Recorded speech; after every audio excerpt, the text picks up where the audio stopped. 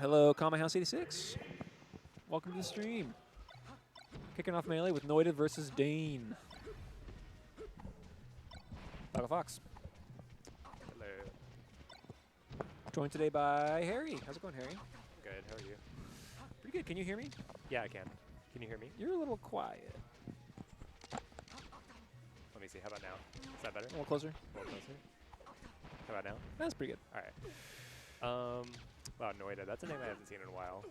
So Noided is actually a New England player, or at least lived there at least a bit, because I think I talked to him about living in New England, like last year. Oh. Northeastern, maybe? Is this a different Noided, maybe? How many Noideds can there be? There might be two. Is there two Noideds? That's I feel like there's a Noided from Georgia, but maybe this is that same one. Maybe they've gone back and forth. I don't know. okay. But yeah, I haven't seen. Well, actually, that might explain why I haven't seen their name in a while.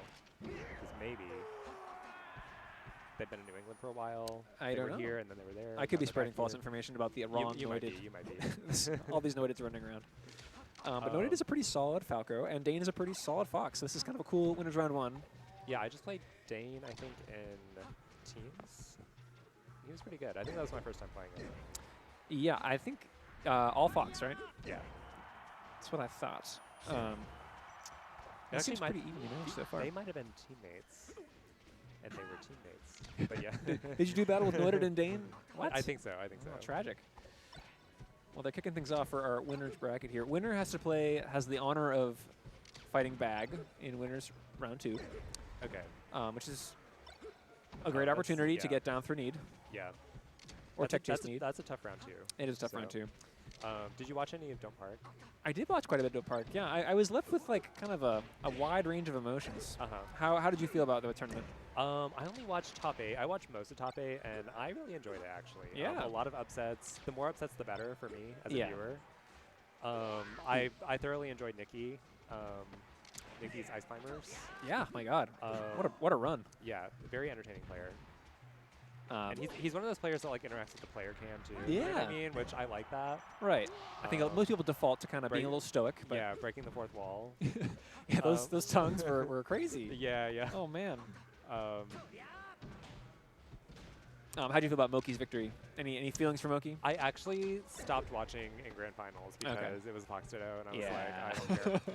And actually, Moki and I wanted to say Moki and Aklo were the last two like top players I think I matched with in on Netplay when I was just randomly playing a couple months ago. Really? And I played them pretty close together. Okay, thoughts? And I actually, as soon as it was, I actually didn't watch winners or grand finals because I just thought Moki was going to win based on how they played when I played them. You were correct. I just felt like Moki was so, like, just next level. I can't explain it. It didn't feel like Melee. Yeah. You know when you play a top player and you're just not even playing the game and they're No. just styling on you and, like, doing disgusting things? Yep.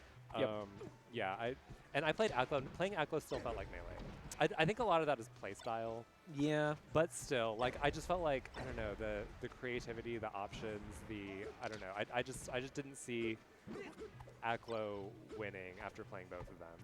Yeah, it's kind of like the fundamental difference between the Dash Dance Fox and the I'm literally all over your face. If you die, awesome. If I Yeah, die, yeah. less awesome, but I'm going to try again, you know? Yeah, yeah. And that's the Moki way. And even Cody, and I've played Cody online before, Uh-huh.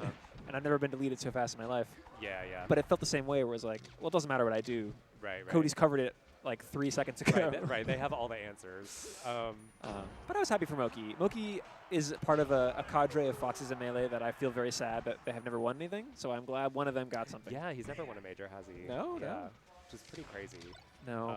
I remember people used to say the same thing about like Armada and Mango. People would play Armada and then they would be like, how does Mango ever beat you? Yeah. But people play different in tournament. But Yeah. after I played both of them, I was like, damn, Moki is on some other shit. Yeah, Moki's really good. And Yeah. I wasn't And really I a fan never of Moki. appreciated it until because I don't know what I'm watching when I look at Melee. Like I don't know what's going on. But when I actually played him, hence this commentary. When I actually played him, I gained a new appreciation for Moki. Yeah, I'm a he's- fan now. He's good. I mean, I gained Yeah. appreciation watching his honestly 100 unranked win streams. I watched some clips of that. He posted some clips on Yeah, Twitter. my impression of him improved dramatically watching him do that, and Okay. I became a fan in just a couple weeks. Yeah, yeah. As he was like he had a lot of humility about it. He was like clearly trying very. I don't know. He was likable. Yeah, yeah. And I'm like, I want this guy to win. Yeah, I'm a fan. So good, happy for Moki. I mean, I hope we get to see. I hope this isn't the last we see of Nikki, though. I mean, like, what a Oh yeah. What yeah. a shout yeah, into that the was so fun. void to never be seen again, maybe? Yeah. I'm a little afraid of that. It's an Ice Climbers tradition. It really is. Make Infinite top numbers. 4 at a huge tournament and never be seen again.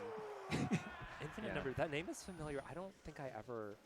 When did Infinite Numbers come up? Oh man, you should see if it comes to your mind because it's kind of a funny, sad one. New England Ice Climbers. I'll give you that much. Okay, I don't recall. I might have seen them at like 1 or 2 tournaments back in the day. I don't have any memory of them or their performance at a tournament. So he was famously one of the New England Melee meme picks for Summit. I couldn't tell you which Summit, but he got voted into Summit, and people were furious. I do remember that. I do remember that. There was a big hubbub about a random Ice Climbers. Well, not random, but obviously a good player, but you know, maybe not what people were expecting for Summit. Nice F smash, Deign.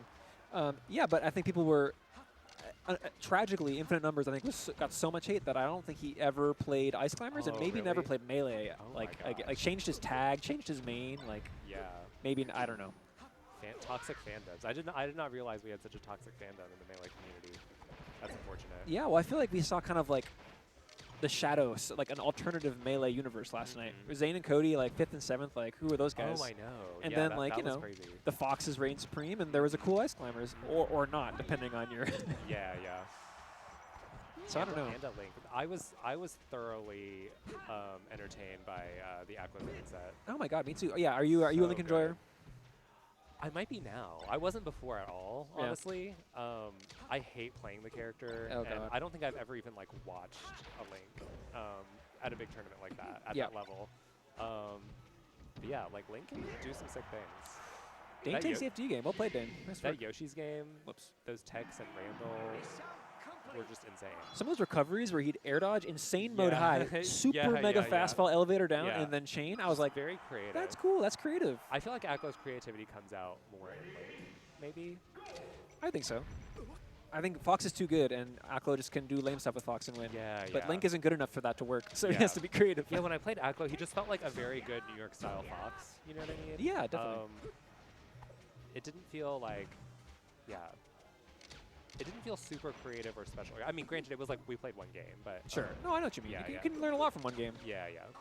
No, Aklo obviously amazing player. We don't want to not to come off as if we're poo-pooing. No, he's obviously amazing. Not Aklo.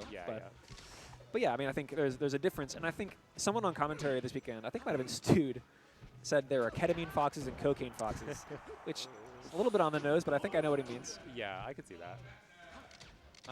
And you know, Aklo's a little more of a ketamine fox. Yeah. And that's gotta have those. Aklo doesn't seem like the K type. He doesn't seem one to bump that.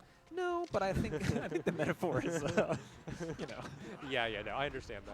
I mean, watching Aklo disassemble Ice Climbers was like kind of a lesson in what the strength is. Numbers fox for sure. Yeah. And I think everyone was kind of saying that Moki probably would have lost to Nikki, and I don't think that's for sure, but I think there's a chance. I've never seen Moki play in Ice Climbers before. So many of his unranked runs ended with a random Ice Climbers at like 82. Really? Oh yeah. Moth.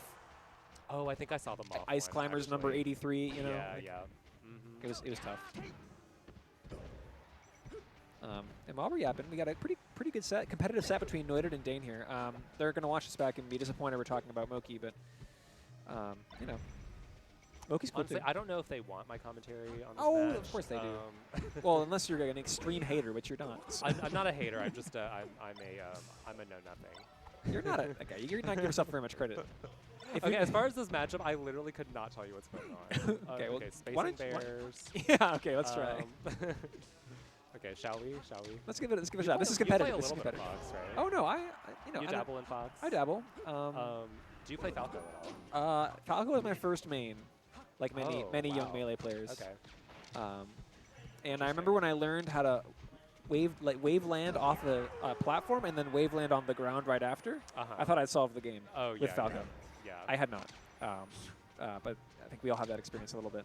I used to, I started playing in like 2014 when they would stream the hand warmers, and I would like in my room before I ever played with anyone, I would do like Armada's hand warmer, which was him just like wave landing on the platform, like just double jumping and wave landing.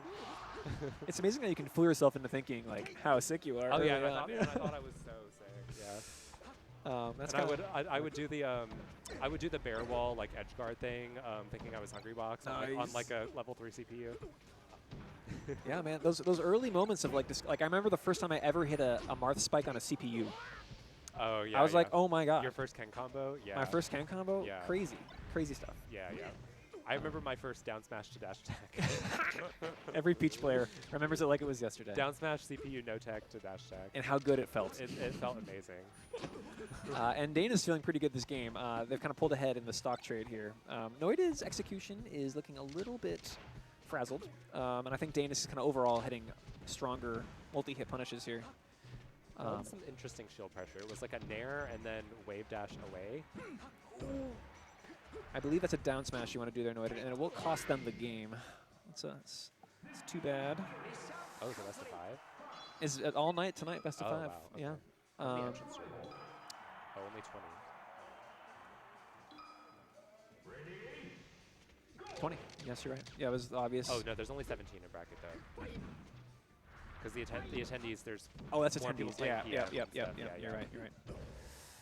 Yeah, we got quiet night here at Kame House. quiet night. Yeah. To be Wes was expected kinda after saying. Don't Park. We had a lot of people go to Don't Park. That is true. But A lot of Georgia mainstays.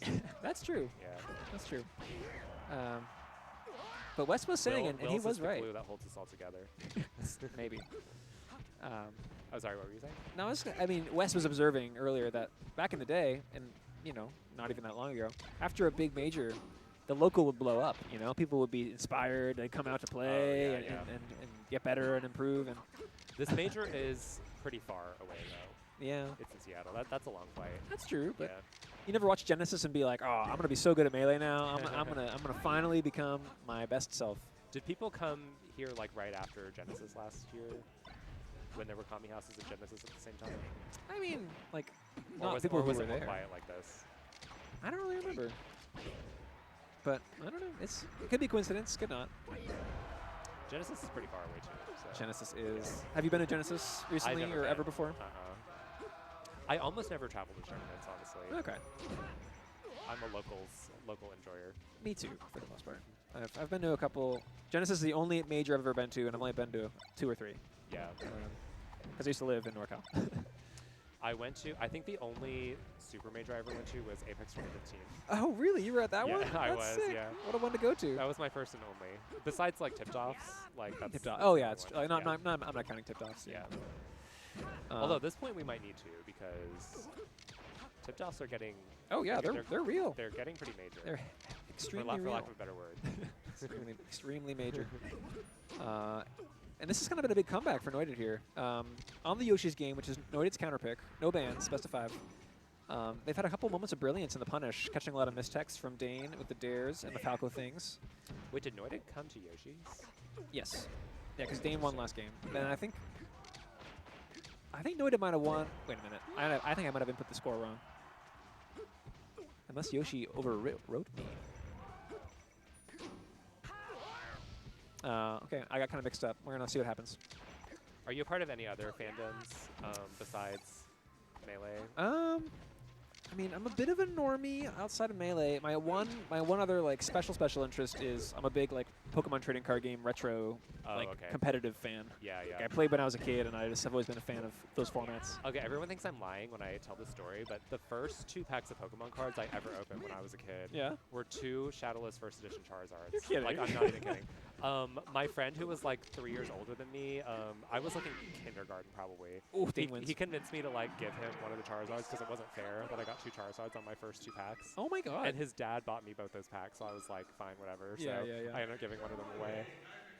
That's crazy. I mean, Yeah. did you end up keeping one for the? I still have one. I have not gotten it rated or anything. Yeah, yeah. Harrison, who's a big card collector in general, has been trying to get me to send it to the.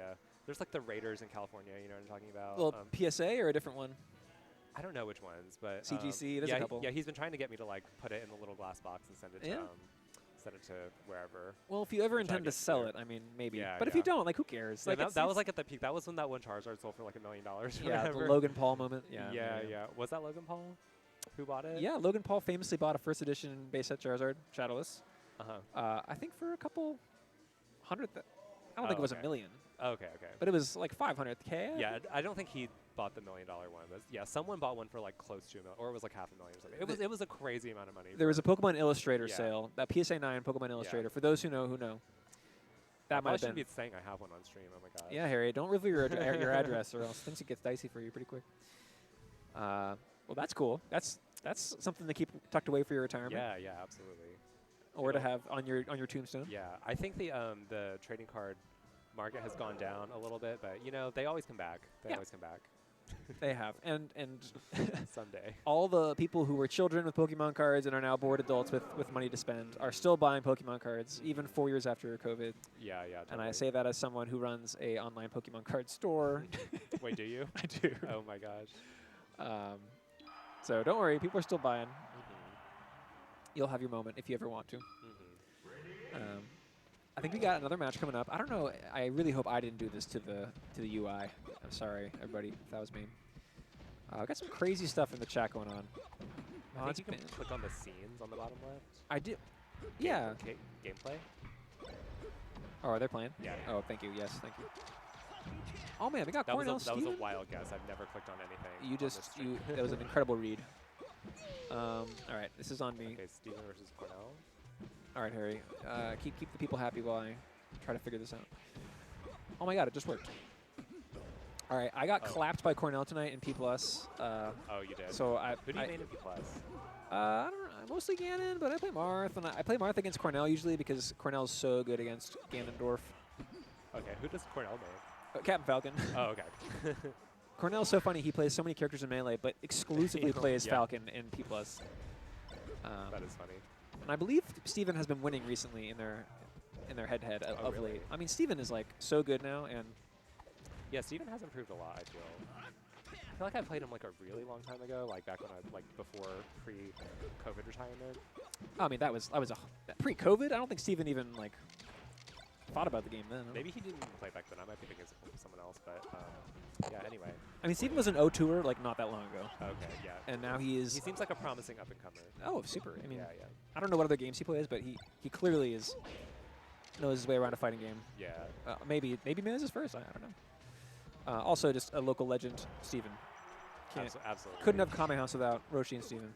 And Cornell, honestly. And Cornell. So Cornell true. might have the best attendance of like anyone here. Yeah, I would think. House. Yeah, I think it's a good. Has Cornell like ever missed a Kame House? Yes, but it's like omega rare. Right. I remember because I was back in the day. I used to never beat Cornell in P+, and one night Cornell wasn't here, and I was like, I have a chance. Is Marth like a lot different in P+? Like, do you think he's worse or better? Or? He's way better, actually. Oh, better. Yes. Oh my god. It's just annoying because he really. I mean, I think. They were like Marth isn't good enough. No. Yeah, well, they gave him his dare is mega buffed. That's the thing. Oh. His dare can is the like hitbox bigger or something? Not really, but it's just like it has the properties, or like the sour spot is really good. Oh, I see. So you can just kind of run and dare at someone, and in Melee you can just kind of CC and laugh at them. So are the characters in general overall better in P+? Like, are you just playing? Okay. Yeah. So like everyone's a top tier basically. Well, yeah. You can think of it like everyone was hypothetically tuned to Fox levels. Oh, I see.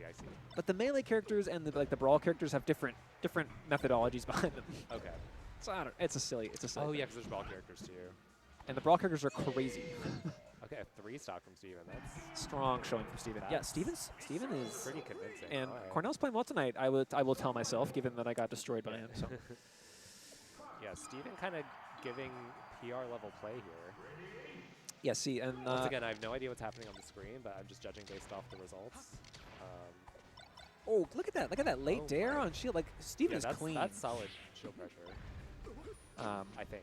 I think it is. I don't think. I think Fox had maybe frame perfect shine or shield kind of shenanigans, or maybe wave dash away, or maybe roll. Who knows? Yeah, Steven is patient, and he can also be aggressive when he needs to be, and that's a great combination for Falco. Oh, totally. Up tilt. After playing him, I played him in teams, I think, a couple of times. I do think he errs on being a little too passive and conservative sometimes with his play. Like when he doesn't know what to do, he'll do like the mid-level Falco thing of just like lasering in place under a platform. Yep. What does Peach even do about that? You can kind of wait him out. You can pull turnips. Okay. You can kind of like do weird floats like above him and fall through the platform, like mix up your fall timing in accordance with his lasers. You know, like time your fast fall with his lasering. You know? Right. Okay.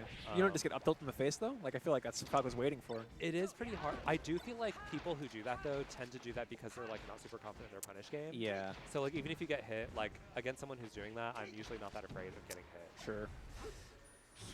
Kind of same with foxes who like overly run away double laser. Yeah.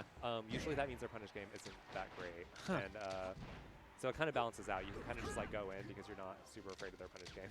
Right. And if you have someone who has a good punish game and does lasers far away, you get Aklo.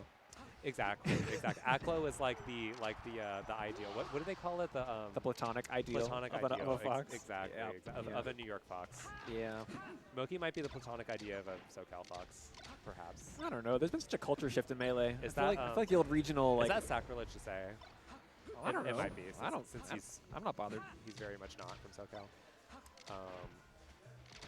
Those Canadian foxes got something going on up there, though. Like, they got a couple cool guys. What's the cultural shift? Well, you have None too, who is like very. Honestly, they're like more aggressive than the SoCal players. I feel.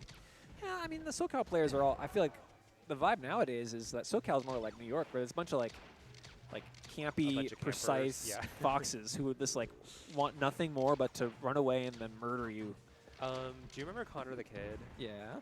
CDK. I remember his sort of like retirement tweet. Wait, he plays DK now? Does he really?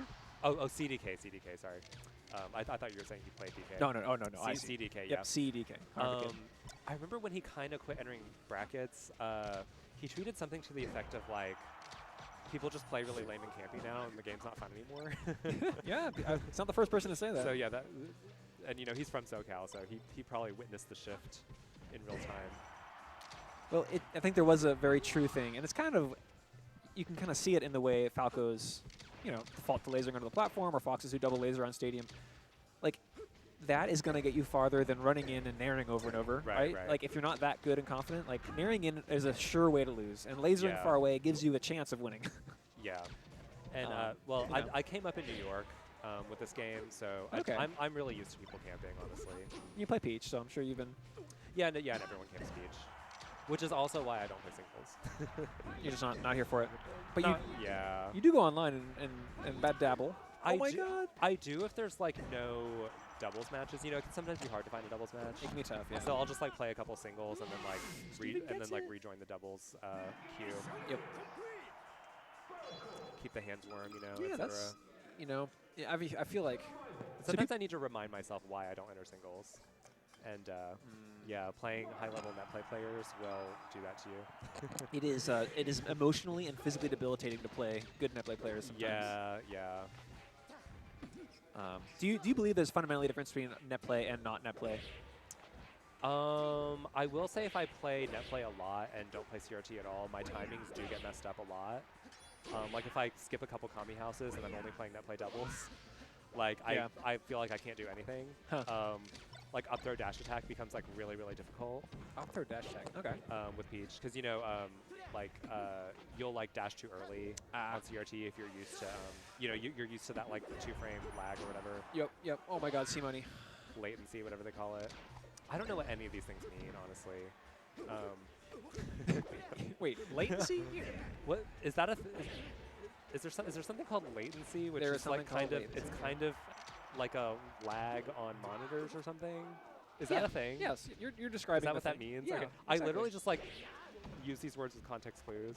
Well, latency can come from a lot of different things. I'm like one of those people who don't read and like they pronounce all their words wrong because they like. Or no, that's a person who does. That's a person who does read. Yeah. And they pronounce all the words wrong because they've only ever read them. Yeah, I'm actually one of those people too. Oh, you are? I'm for sure.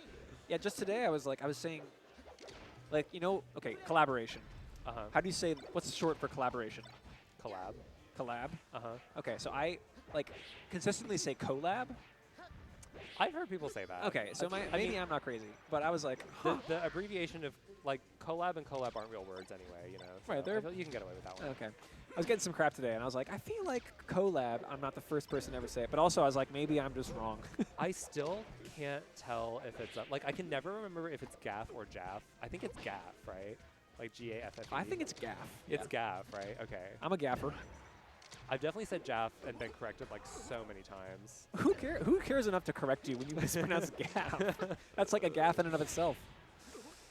Oh, the irony. Any gaffers in the chat? I know this is like so cringy and memey that it's like not even interesting to say, but I'm the same way with GIF and GIF. I literally. I still say GIF. Yeah. Although lately, like, you know, like Marth wins. 2-1. You know, sometimes it like takes time to like accept like a new pronunciation of something. Yes. Yes. Like I'm kind of like borderline. I'm borderline a GIFer Interesting. at this point. But I don't know. Have you ever like gaslit yourself I into a go- wrong pronunciation? Because I've definitely done that. I go back and forth. Second guess myself into pronouncing something wrong. No, like gaslight yourself into saying gaslight. something. Like you learn the correct, but you can't remember which is which. Yeah, that was gaff and jaff for me. Yeah. So I got corrected so many times and I couldn't remember what it was. Yeah, plaid and played for me. Wait, which one? Plaid and played. Oh, you say played? Well, I did because I'm an idiot, but I was informed it was plaid. Okay, played is a little crazy. Look at it, I got an eye. But then I couldn't remember anymore which one was correct because I just had both in my brain. Oh man, Cornell's Marth is looking a little bit dangerous. Did you play Marth in the last game? He did. He You won. can tell how much I look at the screen. He's he won Marth, Falco, FD. He will die there. Yeah. Looking at Steven's play right now, I mean Steven's. It's kind of I'm starting to see what Steven's missing. He doesn't have like super Omega punishes yet. Right. He's got very crisp neutral and shield pressure and like good decision making generally, but he's not like taking it to the bank every time, you know. Right, right. And once he does that, that's a whole new horrifying reality. Oh, but Cornell could have dared that. That would have been sick. So gets the kill. Yeah, you got to get like 60 to 80 damage per hit with Falco. Yeah, Cornell is like, you know the Borg? No, what is that? You know Star Trek? Vaguely. Okay, you know, oh, this is gonna be tough. Okay, there's an alien species in Star Trek, and their whole thing is that they adapt to weapons that they're hit with. So like, the crew of Star Trek, they keep shooting the Borg with different weapons, and the Borg, like their armor, will literally like change its nature to block what they're being hit with. Okay. And I think Cornell is the reverse of that, where he is the weapon, and the weapon is adjusting itself, trying to find the spot that's going to work. And and I think the Marth is the weapon. That is a. Ooh. Okay, I like that. Oh, that was not the right move, but it would have been cool. Cornell's Marth also notoriously like a shaker of players. I've been shook by Cornell's Marth so many times and just lost. Has he Marthed at you before? Oh yeah, it's horrible. Oh my goodness. It's miserable. Yeah, because you kind of don't expect it. You expect like a Fox player to have a decent Falco, or even like a Falcon player to have some spacies, or vice versa. Yeah. But you don't really expect them to have a Marth. No, it's very, and that just shows Cornell's like experience and Yeah. you know time spent. But Cornell will go Marth and he'll just F smash you. I wondered what kind of player Cornell would be if he stuck with one character. I don't know. It's a good question. I think you're dead. Oh, that's not. It's not the edge guard, Cornell. Yeah. Dare. He's a big fan of charged neutral B. Oh, get up attack. Doesn't do it. Nice. Oh, okay. Tries to uppy out. That okay. uppy out was going to be crazy. Steven is on game point, so I think this one stock. If Cornell messes up, counter. Nice. If Cornell messes up, I think that's a bear. That's a free bear. Yeah. Totally. Oh man. All right, Cornell. A little bit shaky on these edge guards, Cornell. Yeah, he's kind of doing his thing. I think that will seal the game. Okay, not the yellow Cornell, but that was one too many neutral Bs. Right. At some point, it becomes, you know, are you trying to win or are you trying to have fun? Is Cornell going to stay Marth? Yes. Perhaps unpopular opinion, but I feel like losing is not fun. And also picking options that are like clearly not going to work. Yeah. You know what I mean? You know when people just like Falcon Punch like 18 times in a game? It's like, are you really having fun like missing every Falcon Punch? I don't know about that. Right. Like, is the fun earned from a single Falcon Punch worth 18 misses? Exactly. I feel like popping off with a huge combo that you earned is like a lot more fun, TBH. Yeah. I mean, but at the end of the day, in funny Smash Bro game, you want to hit them with the Falcon Punch. Yeah, that's just an understand. unavoidable reality. I You mean, know, even again, the rest of it. as a Peach player, we don't have moves that are like fun to hit, you know? Oh, come on. You got Oh. dash attack and down smash. Those are fun to hit. This in a different way. We don't have like a Falcon Punch. No. though. I feel like Peach Bomber should have the knockback of Falcon Punch though. Like, That would be so sick. it is such a travesty. I would happily incorporate that into the game. If I could change one thing about Peach in Melee, it would be to give her Falcon Punch knockback on side B. Even just having it like be decent knockback would make it. It's so useless. It's crazy yeah, useless. yeah. That's a dare. Like in double, that move would be so good in doubles. Like, can you imagine? Yeah, no, it's perfect because I feel like there's not a lot of stuff that like confirms into it, or maybe there is and no one just does it. It but should honestly have the bomb knockback. the bomb. IMO. Like killing at 35 on every stage. It's just rest, but it's Peach Bomber. Yeah, totally. Yeah. No, I like that better than what they did with it in Ultimate, where it just kind of goes far and is strong. Yeah, it's all right. It's in a little Ultimate. generic. It's kind of like another dash attack Yeah. in a way. Peach Bomber should go not that far, and they should explode. Yeah, yeah. It should be a rest punish. It should be a grab punish. Yeah. In doubles. Speaking of exploding, Steven has figured out something on the Marth here. Going back to Yoshi's, I think, is an insane person move, but A little bit. I think also maybe Steven was But baiting it's the working Marth. out. It's working out for him though. Oh, baiting Marth. I can see that. Because Cornell will kind of stick to a character if it suits the stage, maybe to a fault. Yeah, yeah. Did you ever play Mario RPG? No, actually, I missed that train. goodness. I don't know who Gino is, and it's really haunted me. Oh no. Oh, that's another one. no. I've always said Geno, but I don't know if that's right. Oh, I'm for sure wrong. I've never talked about it with anyone. I've only read it. So Me and my childhood friends used to call them Geno, but I don't actually know. why is Geno cool? Because I don't get the appeal. And why are they in Mario? They don't fit the Mario vibe. They're like an alien spirit that like possessed like a marionette doll. Whoa. And they're just like cool, I guess, in the game. Like Okay. they're very like calm, collected, Cool vibes. guys. Damn, Yeah. that's game 5. But I was gonna say, Peach has a move called Peach Bomber in Mario RPG also, and it's also really bad. And it's like the last special move she learned, so it's like supposed to be her best move, but it's like so bad. Dang. So was it taken from that for Melee, you think? I think so. Vibe-wise? I think so. Does she do the thing? She throws bombs Oh. in the game, but they called it Peach Bomber in this game, so I feel like it's a reference to that move. It must be, yeah. Because also the frying pan is a reference to Mario RPG as well. She has a frying pan in. That's a. the game. I think I knew that. Yeah. I'll be right back. I need to go to the bathroom. Okay. And I'm going to see if I'm told to Alright. play. Have we been commanded to? On stream? Playing right now, but I figure since you just finished on this set, might be a good time to squeak it in, you know? Sure, yeah, that sounds good. All right, good luck. Try to come back area. All right.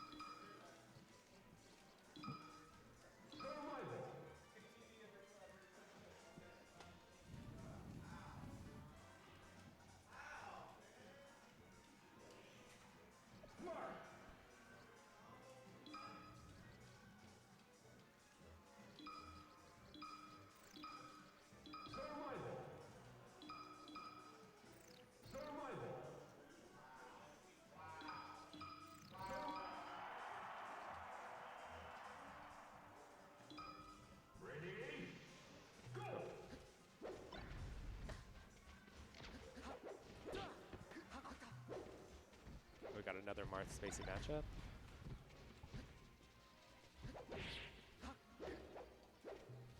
Dyer versus Chris.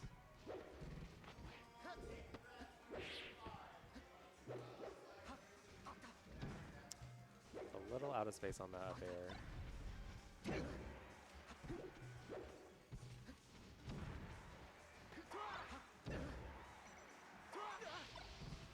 Yeah, I don't know about that early at B.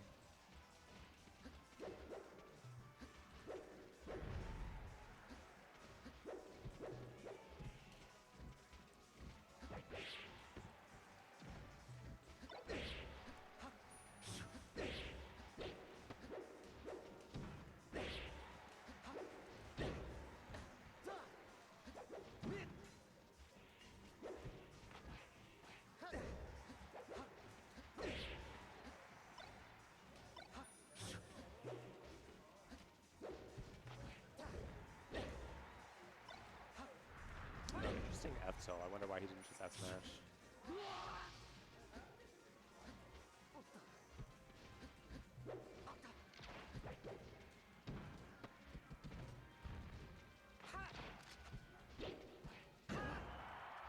Oh, nice pickup on that reverse jab. That was cool.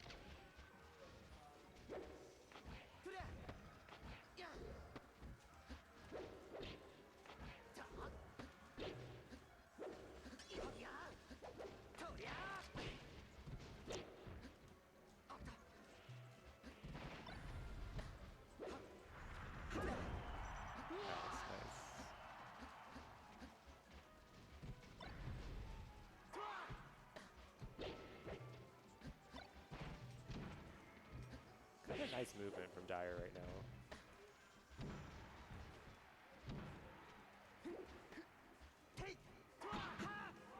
Ooh, a little short on the up B.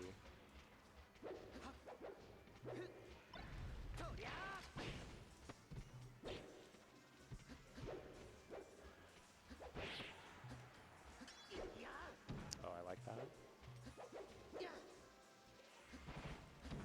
Don't like the random S smash.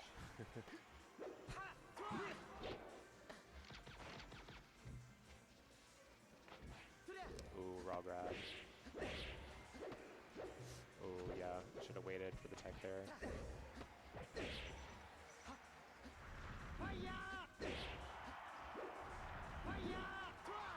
Oh no, unfortunate. Happens to the best of us.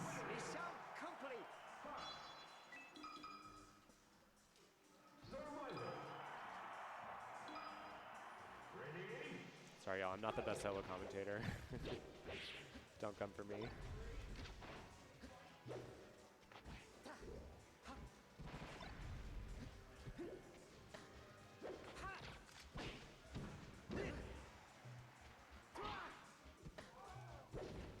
Yeah, I agree, especially on that top platform, Tom Guy. I feel like they could have gotten an up air out instead of the fair.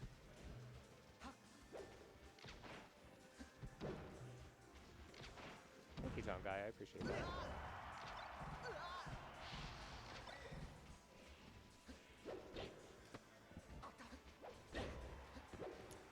Oh, I wonder if you could have grabbed that. Oh, nice. Nice tipper.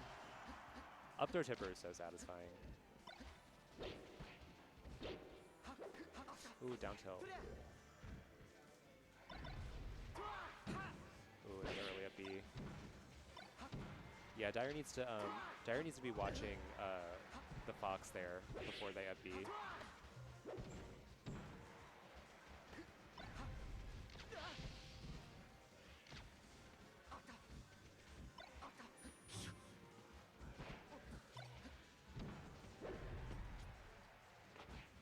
Nice tech chase.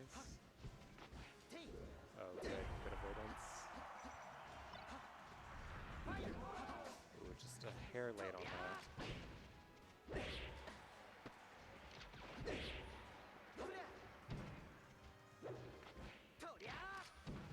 I think that could have been a crouch cancel. One thing a lot of like mid-level players don't do is they don't crouch after they whiff a move. Like if you whiff an S smash, just hold down.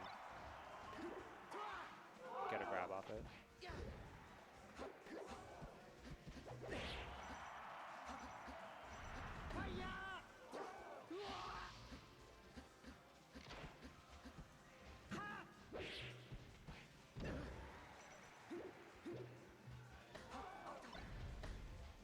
That could have been a huge reversal.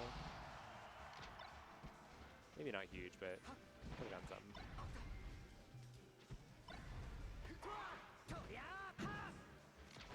I wonder if they could have fast fell to ledge there. That was a couple shines in a row they didn't fast fall to ledge. Ooh, yeah, a little high again. Yeah, these recoveries been a little questionable from Dire.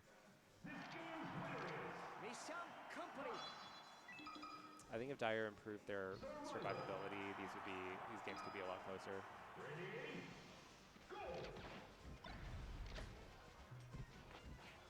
Oh, nice. Kind of a funny grab there.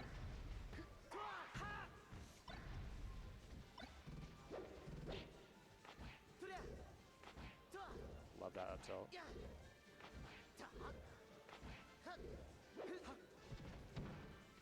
Oh yeah, see there, could have crouched again.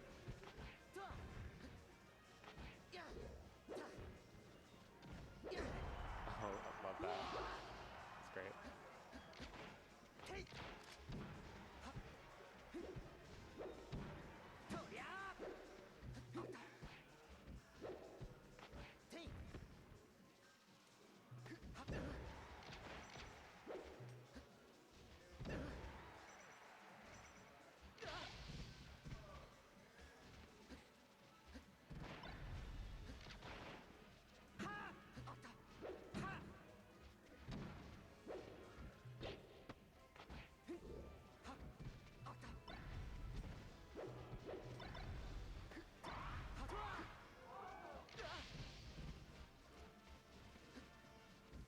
Yeah, another part about recovering is snapping the ledge when you get shined. It's very important.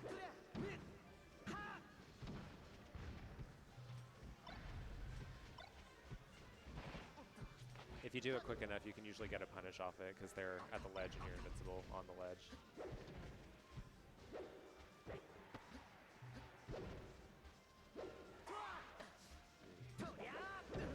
That could have been a stock right there.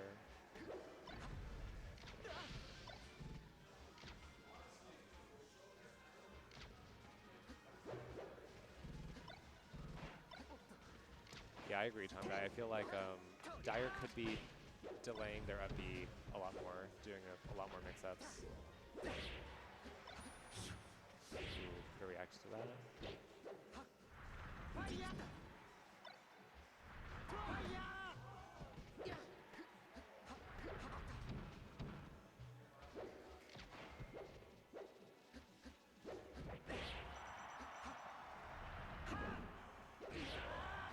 Oh, nice up tilt. Not gonna quite kill though. Oh my bad, sorry, I don't know how to do that.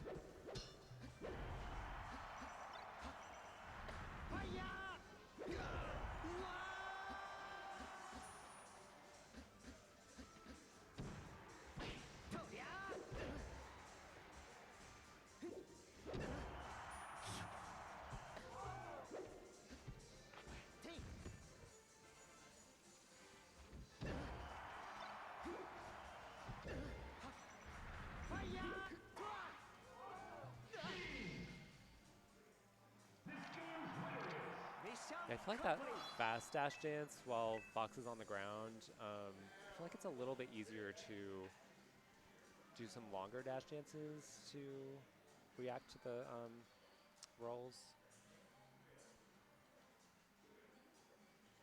You can also kind of bait them to roll away if you kind of dash further back. Something to think about. That's something Zane does a lot. He'll like dash back really far and then come all the way back and catch the roll away. I feel like Dire could also just like challenge the on the ground Fox, just F smash it, down tilt it, whatever.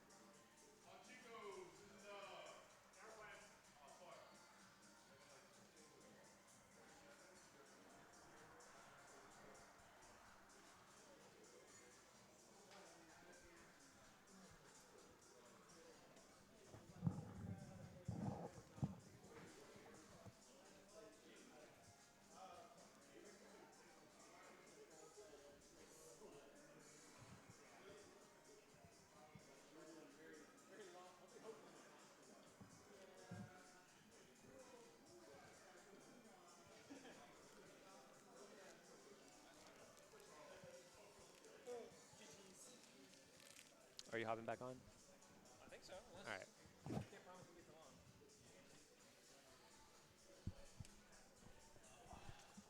Solo commentary is so hard. It's not for the faint of heart. He's gonna pick one.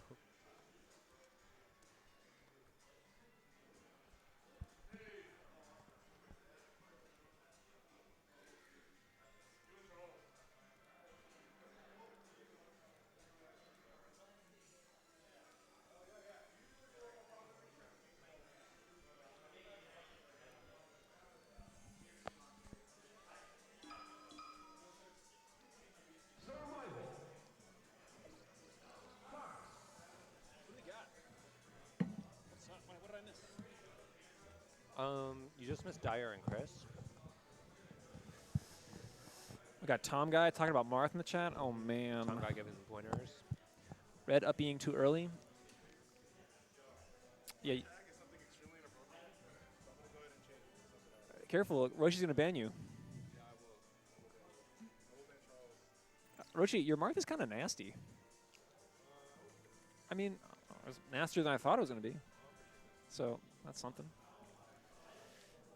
Hey, Tom Guy. Thanks for tuning in. Your fault? Impossible. Is this... Okay, we got Roshi versus Deign on stream. This is awesome. So, as I was just telling Roshi, did you play against Roshi and Steven in teams today? I did. Sorry, I didn't think that. No, long processing time. Teams was a blur today. Teams was kind of a blur. I feel like I'm starting to wake up a little bit, which is Was good. it Roshi and Steven teaming? Yeah, they. Oh, so I did play against Steven like today. Yeah, me too. And I was literally just talking about Steven playing in doubles, and I was talking about it like it was like ages ago. No, but it was literally today. it just occurred. It's going well, Tom Guy. Wish you were here, obviously. Were you don't park on the grasser? Such a large Georgia crew out there. So I was extremely impressed with Roshi's Marth in teams. I admit I was like, I didn't know that Roshi really played Melee much, despite being so important to ye old Georgia Melee, but I've actually never seen Roshi play singles. what's up, Aaron? Yeah, it did seem really fun. It was such a good tournament to watch. Looked like it was fun to play. The temperature seemed reasonable. I mean, it's all around a W. Next year, maybe I'll park on the grass. Oh yeah. Me and Harry will go. Absolutely. All right. So, anyways, Roshi's got a Marth, and it's like time to touch grass. it's time to touch grass. It's time for Roshi to touch the fox with the sword. Deign is no slouch. Deign is like a solid 1-2 level fox here at Kame House. Roshi did seem to have a really strong affinity for the grab move and the F smash move. Okay. But they're good moves. Both pretty good moves. I'm going to win. Yes, I'm going to win. I don't think anyone can stop me. Harry's not in singles, so it's looking good. But I think Deign also... I think I've played Deign, and Deign is pretty good against Marth. We've been watching a lot of Marth Spacies. This is 3 in a row. Yeah, we had Chris versus Red. There was a Diremaykr Moody Marth Ditto tonight. There were a couple months there where I was kind of the only Marth here, and it's been nice to see a couple more Marthy faces. All right, does not quite close to the edge guard there, but does the side B turn around into a B stage I kind spike? of tripped up Deign enough to get a fucking Yeah, spike. All right. I think Deign was like, what the heck did Roshi just do? Never let them know your next move. Oh, did it again? The backer, I think, is enough there. Well played by Deign there. Yeah, okay, where are we? This is losers round 2. Looks like Roshi defeated Falco player Babnap 3-1 to get here. Wow, we have a whole crowd watching this match right now. We do. This is awesome. Roshi's got a lot of fans. Roshi, ever popular, our beloved Kame House host. Gets a turnaround grab. Oh, gets another. All right, this is the 19% one is tough. Yeah, the string grab gets kind of hard around there. It's not for free. Deign looking good on these patient tech chases. He gets that kind of fun little flutter rush fair to keep the pressure on Marth. I think Dane's missed the dash after the up throw a couple times. Yeah, I noticed that. See, Harry, you do know a lot about the game. Don't pretend otherwise. Actually, I'm somewhat of a Marth enjoyer. Really? I know some things about Marth, yeah. Marth in particular? Yeah. Okay. So like Marth versus Spacies, I kind of know what's going on. Do you think Marth versus Spacies is comparable to Peach versus Spacies, like on a fundamental level, or do you think it's totally different? I think it's so different. Okay, I would agree. Like I can see some surface level similarities, but Yeah, you have range, and you can edge guard a lot better. That's so true. So it just makes the neutral so much different. The range, at least. Oh, okay, that was a... All right. I don't know what happened there. Yeah, tried to jump up and jumped a little bit too into the stage and not to the ledge. Yeah, Deign kind of looking like a slightly stronger player at the moment, just kind of not dying. Okay, we're just we're just dancing on the stage. Oh, All Roshi! right. Put that in the highlight reel, Kryptonic. Oh my God.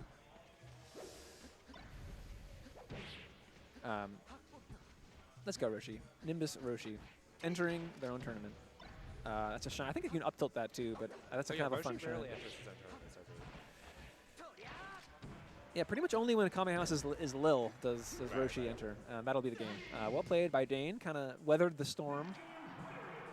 Didn't need to do anything too fancy to not lose. Are you one of those people that knows all the names of the moves in this game? Kinda, because this is gonna be a geeky reveal for me, but I don't know, maybe it was COVID. I got really bored and I was babysitting a dog, and so I made a collage out of a Melee instructional booklet. You remember Okay. those? Comes in Yeah, with the yeah, box, and I had one, and I had an extra one, and I was like, this would make a cool collage. Oh, did it have the move names in there? It had the move names. in it. Oh, okay. So I learned a lot of move. It doesn't have the normals in there, but it does have like the names of the specials. The B moves, yeah. The B moves.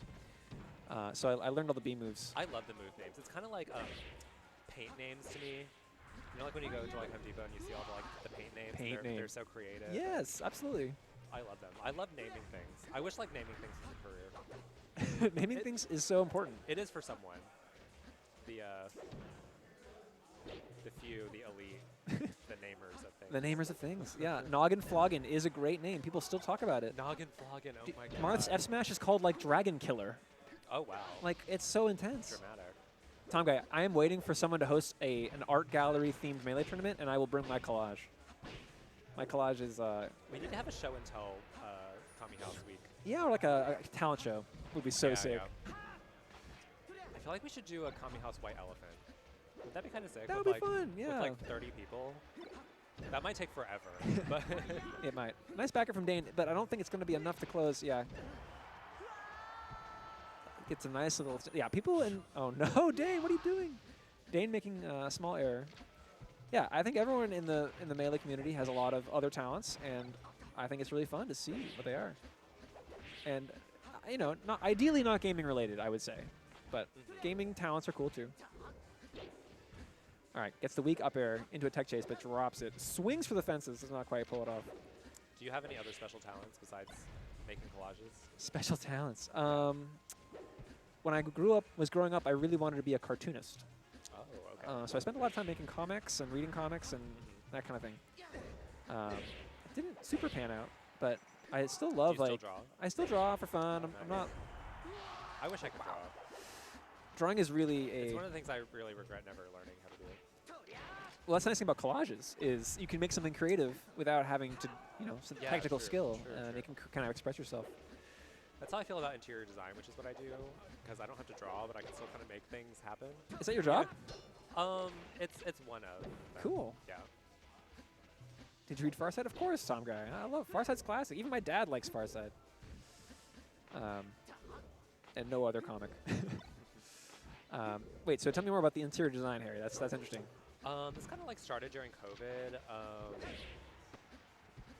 Yeah, I was just like, I need to do something creative.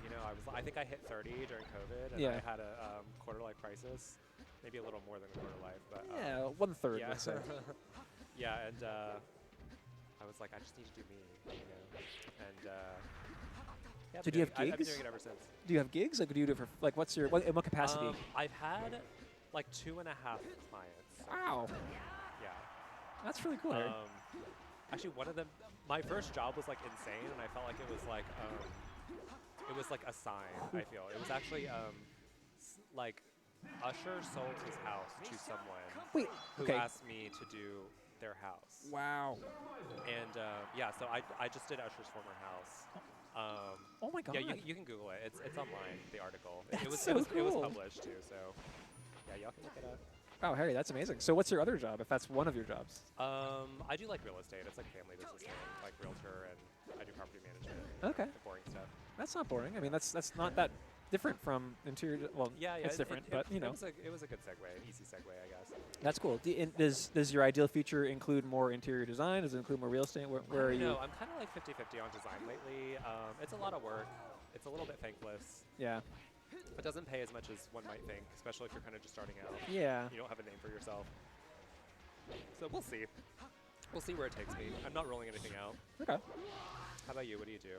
I work for a really small educational media company that's based in Boston. Oh, okay. And we make animations and educational games and websites, pretty much. Oh, okay. Oh, so you're kind of around animated stuff, which is almost like comics. Yeah, no, I look with a lot of artists who create a lot, who are almost all of them are cartoonists or have been in the past, and they're all like churning out this awesome stuff. Then we're making it into games and stuff. And yeah, it's a good gig. I like it a lot. Random story, but I kind of went out with someone who was the lead artist for oh my god, what was that animated show called? Oh no, I'm forgetting. It was like really popular maybe around like 2016 to 2019. 2016 for children or adults? It's adults. BoJack Horseman. No, it was another like, oh my gosh. I feel like it was like a guy's name was the title of the show. Not BoJack Horseman. No, yeah, no, not that. Oh, Roshi got so flummoxed by that fill. Tom, guy, did you see that? That was the most Marthy disaster I've ever seen. That's gonna bother me. Okay, wait, yeah, wait. Anyway, 2016. Okay. Yeah. Oh my God. What's like a 2016 animation for adults? Like a Netflix stream kind of thing? Yeah, Like, yeah. It was like really popular too for a time, and honestly, I haven't heard about it in a while. Okay. But for a while, it was really popular. Like Anyway, how adult we talking? Like BoJack Horseman level, I would Okay, say. okay. Huh. The main character, he's very like cynical and kind of like I don't know, kind of like mean maybe. Yeah. Yep. And he's like kind of corporate. Fuck, I don't remember Interesting. his name. Huh. Anyway, the guy was he was quite eccentric, but interesting. Huh. The person who did that. So okay, and you went on a date with this person? That's Yeah. nice. Wow. A long time ago. Okay. Shout outs if you're watching, but How did the date go? not well apparently. Yeah, we didn't talk after that. Yeah. Well, oh well. I mean, it was fine. It was fine. It wasn't. It honestly wasn't like that interesting. Well, you know, sometimes you swing and you miss, and that's all right. Yeah. Sometimes it's not a spark, Yeah. not a connection. There is a connection between Deign and Roshi as they squab it out on FD on this game 3. Roshi kind of, I think, had game 2 and let it go, and he's done some really bizarre recoveries that I think are haunting him this game. Yeah. Whoa, dodges the get-up attack like a boss. Gets the nair. That nair is nasty. Deign smartly goes straight up. Yeah. Good recovery. Up throw, up tilt. Yep, regrab. Okay. It did mix up the DI, but it was so on the other side. Oh, goes for the tipper and doesn't quite get it. This is how Roshi lost last game. Let's see it. Let's see it. Okay. I saw Rips. that coming from Rips it. across the stage. Roshi walked up and lined up the blade. You have to know when you're laying there as the fox. That is what Marth is looking for when he's running all the way across the stage. It is. It is also important to know. Just roll away. Just roll away. Well, I think Dame is like on the ledge. I don't think he could. He had a little space for sure. Really. Yeah. Well, the real sad thing is when the Fox get up attacks and F smash still hits them. Yeah. Because it's so big.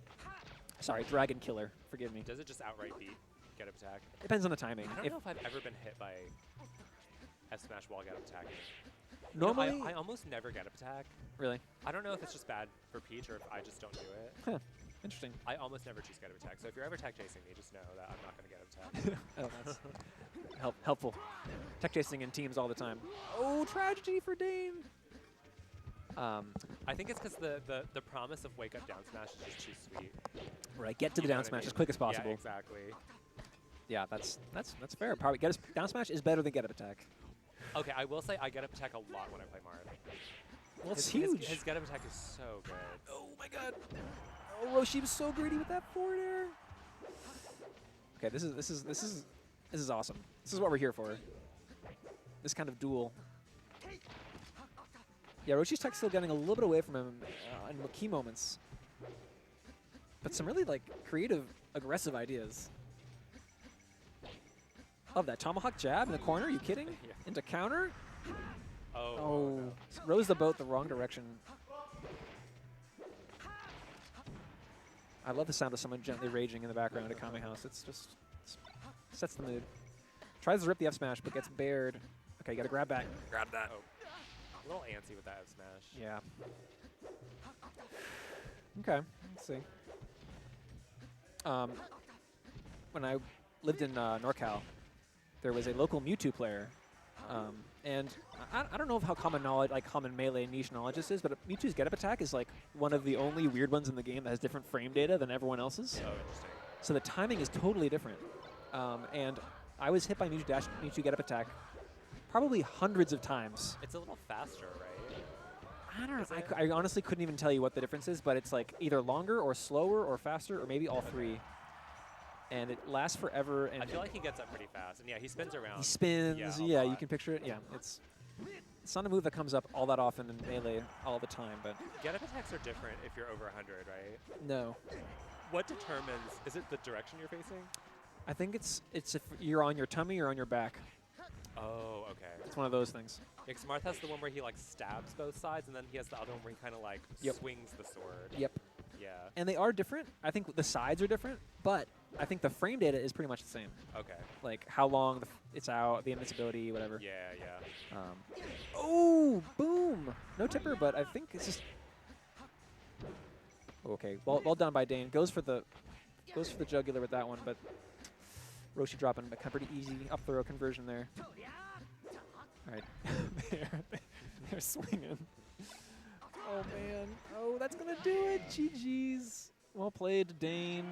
Kept cool. A lot of high commitment options there from Roshi. There were a lot of high commitments. I mean, from Deign too. From Deign too. All right, so I think that is 3-1 in favor of Deign. All right, I'm gonna go play Chris. All right. Wish me luck. Good luck.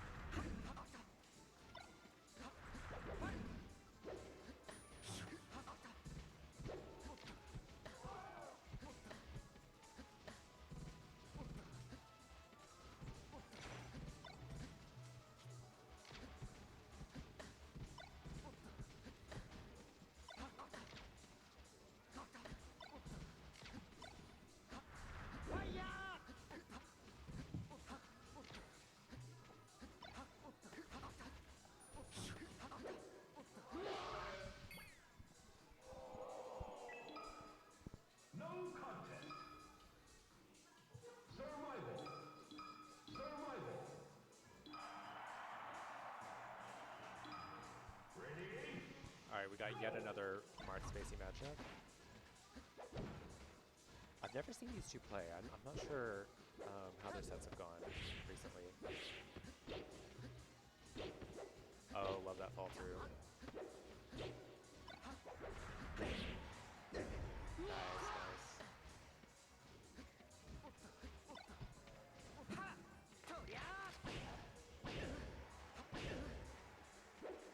Ooh, almost died there. Would have been a really early kill.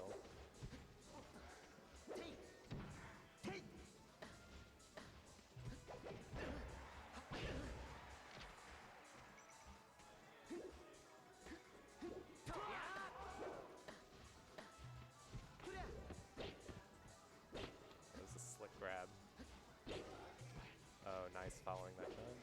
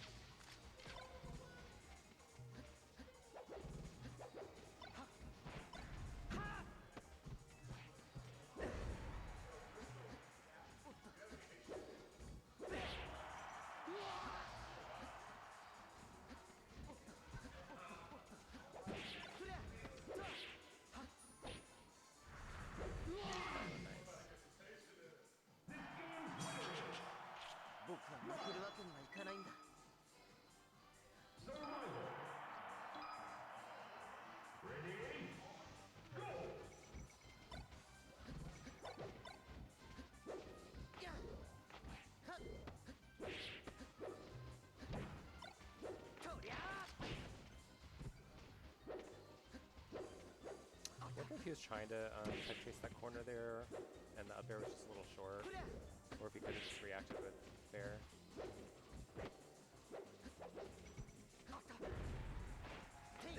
Nice dash.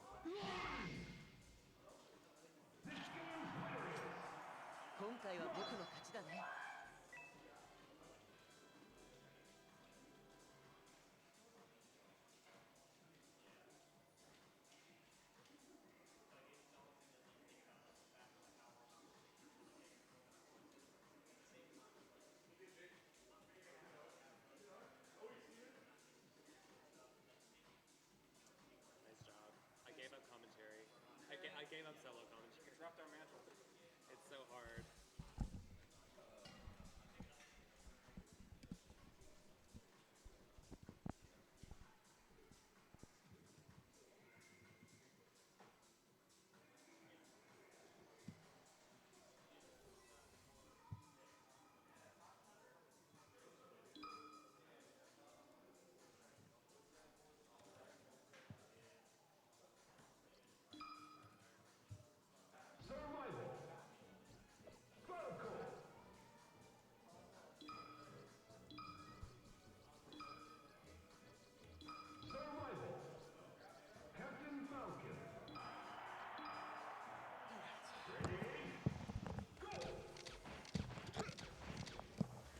Well, nice job on your 3-0. Do you normally beat Chris? I have not beat Chris the last 2 times we played. Okay. So that was good for me. That was not nothing. Yeah, that was a good set. Thank you. Aaron, I followed your advice and attacked the fox. That was 100% thanks to Aaron. Let's see if we can get this set in here. Oh, has Aaron been coaching you? Aaron? Yeah, good. Okay. Do I need to do that right now? Okay. Oh, thank you, Aaron. I appreciate that. It was quite literally thanks to your suggestions and observations. Speaking of observations, Well, Steven just lasered and took 2 knees to the face with his 2 stocks. So we were just talking about standing back and lasering a little too much, which I think Steven is prone to do. yeah, and that's kind of what. Like, I think if I remember correctly, when Jake loses to Falco, it's because the Falco is killing him, not because the Falco is lasering him. Right. So I think Jake's some cool sage with this. advice. Yeah. Jake's like, you do that, and eventually I'm gonna kill you. Right. And Right. Yeah, Jake's just been getting off on these like really explosive combos. Ooh, that Let's movement see. though. Yeah, Jake is really good against the bird. You have to be against if you're a Falcon player with any hope of winning anything. But goes for the read-in. I don't know how Falcon players play this matchup. This matchup seems so impossible. Yeah, have you played much of like Falcon into Falco in your life? Would you say? I have not, but it is a matchup I've looked at a little more than like Fox Falcon, for instance, and it just seems so hard. It's crazy. Like, how do you get around lasers? How do you not just get like shut down? And like your out of shield options as Falcon are, not the best. No. I just feel like Falco is like the perfect counter to Falcon. Yeah. I think the only thing that keeps it anywhere near interesting is that Falcon can kill Falco with a couple good moves. Excuse me. Right, like one tech chase to knee. Right, like mathematically, Yeah. Jake is very comfortable here because the most that Steven's been doing off a hit is like 40 or 50 max. Right. And when Jake hits Steven dies. Okay. Maybe hits him twice, let's say. Let's see if Jake can close this one. Down tilt, tech chase, stomp into me. Nice, that was great. Yeah, Steven just like doesn't capitalize on so many of his neutral wins. Right, he wins over and over again, Yeah, but he doesn't really know how to like push the knife in any Right, deeper, right. you know. That's kind of what we said earlier. Like once Steven knows how to really make it hurt, like his neutral will become even scarier. Yeah, if passive Falcos had good punish games, it would be a much scarier world. Yeah. Do you think Falco's fun? To play or to play against? Both, but let's say play. To play against, to play, not really. I don't enjoy lasering. It's not fun for me. No, not even like unranked. It's 2 a.m. You're boot up Falco. Honestly, Falco and Falcon are like 2 of the characters that I like pretty much never touch. Huh. Yeah, I just don't enjoy those characters at all. To play against, I do enjoy playing Falco. Yeah, I don't know. My Falco's bad. I mean, It feels like an honest matchup. as the Falcon. At Falco Peach. Ooh. Yeah. Wait. What do you think wins? I'm curious. 2024 Falco Peach. Who do you got? I think theoretically Falco does win. Yeah. Because he just wins the neutral. Steven's hitting him. Sorry to interrupt. But it's kind of like this, where like Peach can just like really get off on her punishes. But so can Falco. Like a Falco that knows how to punish Peach is like really scary.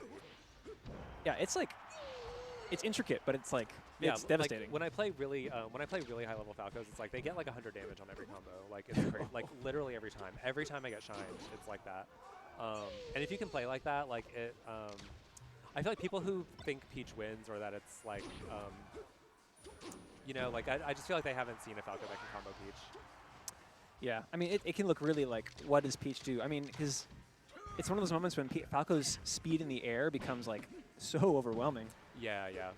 But it's hard, like, and if you mess up, you die. Peach can't really get too many like legitimate hits off of Falco. She kind of has to like, I feel like Falco kind of has to make mistakes, you know?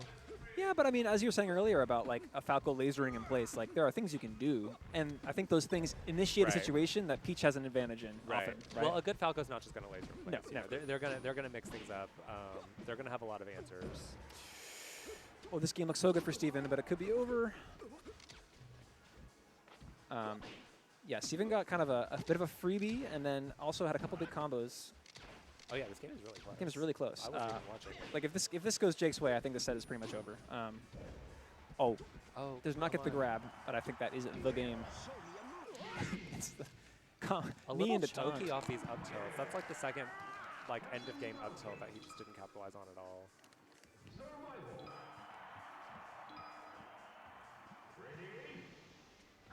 But I get it though, you know. Like imagine when you're Falco and Falcon's at 90 and you up tilt him. Like what are you gonna do? Like back air him?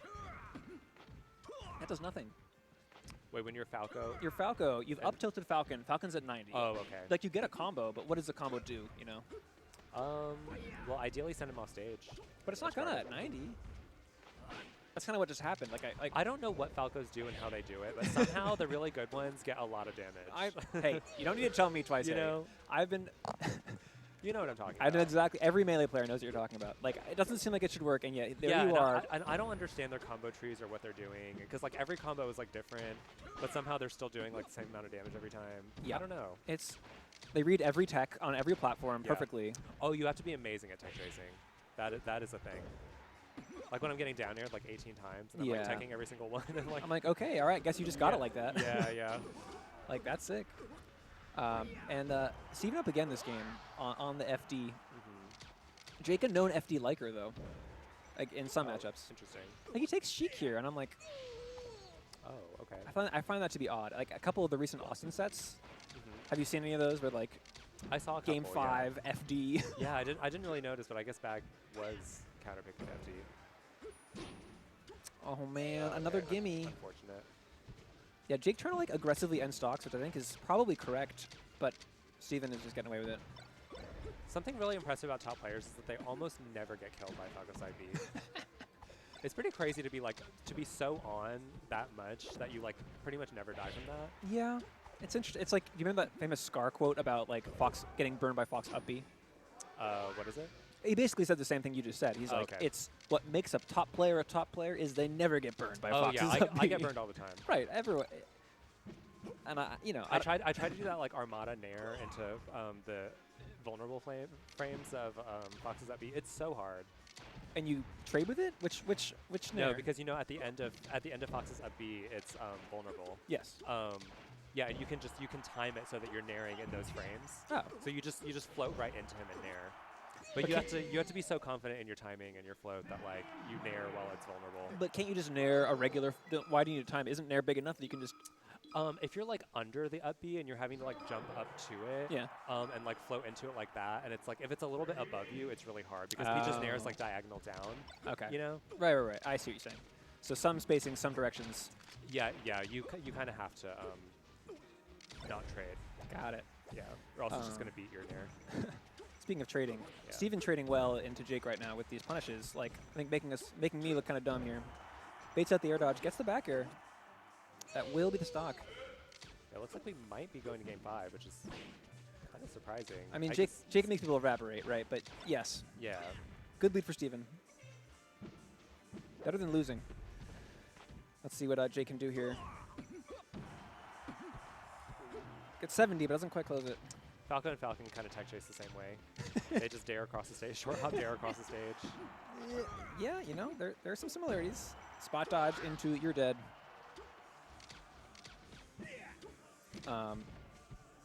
Yeah, I mean, Steven, Oh, Jordan referencing Freaky House. And, Freaky House. Is that a reference to? Oh, for a second I thought that was a reference to Tommy's house. Because are you in the Discord? The Melee Discord? I am. I check it occasionally. Yeah. There have been talks of an off week at Tommy's house this week. An off week. Yeah, because you know it's usually every 2 weeks. Oh, is it? Yeah. I have my Friday nights are kind of busy right now. I haven't been able to go. Have you been to a Tommy's house? No, sadly.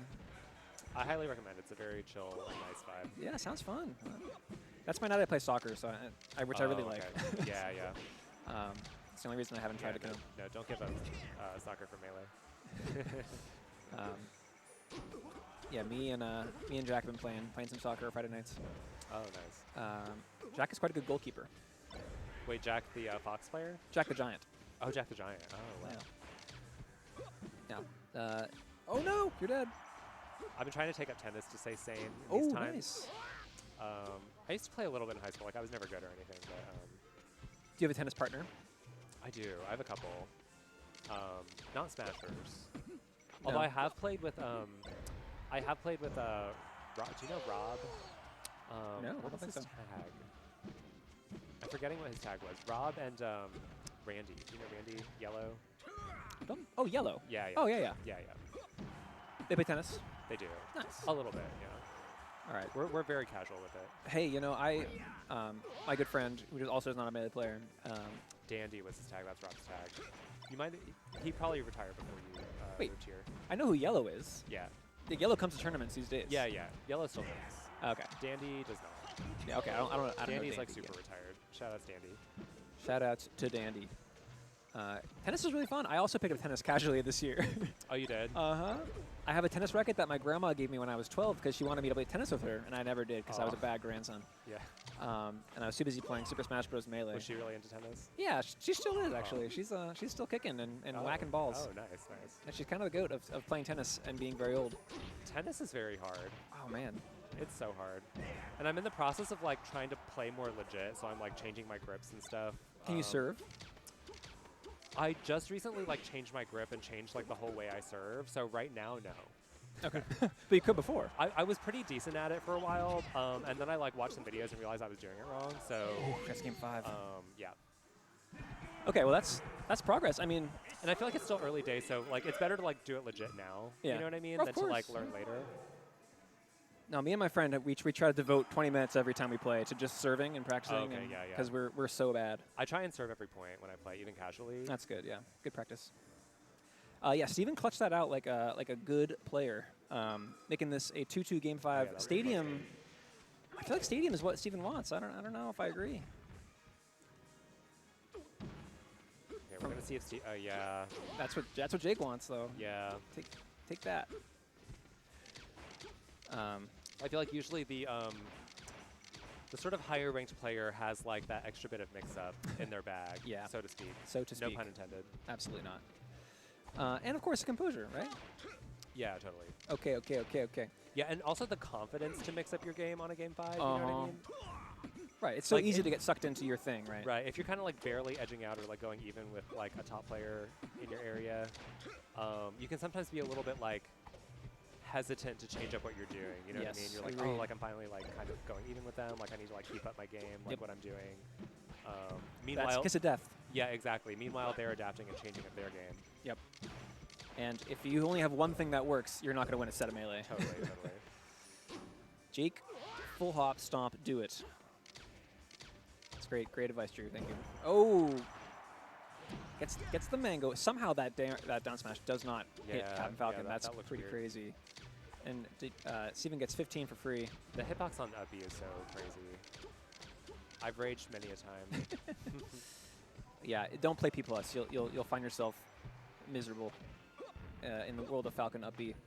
All right, gets the roll in. Steven is like doing a good job not getting hit on every down throw though, Yeah, yeah. but it's not enough to.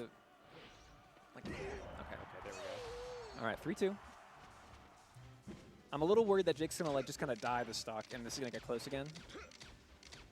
I want to see a close game. Me I wanna see too, a me close too. game 5. It'd be cool if Steven just like did Yeah, well. I'd love to see a player on the come up. But Steven is literally trying to laser Oh, safely, and good- Jake good is spacing. trying to catch him so Oh, gets him there. Misses yell cancel, but the grab on the shield is enough. This could be, oh, the daft. The daft will do it. Yeah. Kicked in face. That up tilt was a little questionable, I have to say. Oh, I like that. Ooh, okay, Steven doesn't quite get what he's looking for. I wonder why Nair there. Oh boy. All right, I think we're one punish away from this being completely over. That was so This weird. is It like missed, but it didn't. Maybe missed the short hop there. Don't overcomplicate it. Oh, bam. Okay. Loves, not loves over. spacey smash moves. When they miss, they still hit. Okay, it's over. Okay. GG's. Well, not quite good, as. good showing from Steven, though. Yeah, no. I'm excited to see his progress in the future. Oh man, yeah. Like, We actually need some good Falcos here. Do we have any good Falcos? yes, right now? we do right now. I mean, have you played against floaties at all? I don't think they play teams. Oh yeah, there's float, and there's also Eclipse. We actually have a lot of good Falcos. Yeah, Eclipse Yeah. is I mean, Eclipse forgot. is never a Kame house, sadly. Yeah, that's the thing though. Is I never see Eclipse here. And floaties, I've actually never played floaties before. I Floaties have is seen good. them on stream a couple They times. are good. Yeah. They are good. They defeated Cop Oh yeah. pretty recently, I saw that. which was Did close. Did they beat Austin in a set recently? Floaties? I feel like they did, or it was really close. It was at least a game 5, if not a win. They definitely had a close set. I do not think Austin lost, but Okay. I Okay. could be confused and wrong. But that does put Oh, so Bag now, into so now winners you're about finals. to play Bag. So yeah, that's. we might get some losers games first. I would imagine. Yeah, we'll see. A couple game fives with Austin. Yeah, thanks, Jordan. That sounds about right. But Eclipse did beat Austin at Cards Basement. Oh, okay. Very yeah. strong showing Yeah, I from think I Eclipse saw there. That was crazy. Eclipse got like 4th. Yeah, right, or something Yeah, insane. yeah. I'm like, yeah, Eclipse, very, very good. But yeah, tragically, it can never Do come. we know why he doesn't come? Is it just scheduling? I believe it's. conflicts? I've heard work. I heard it's just Oh, okay. he can only really make Saturday tournaments. Okay. Eclipse is the best player in the state. Eclipse could certainly be tight bat. Explain, Drew. What you mean by that? Tight battle, maybe. Tight battle. Thank you. Yeah.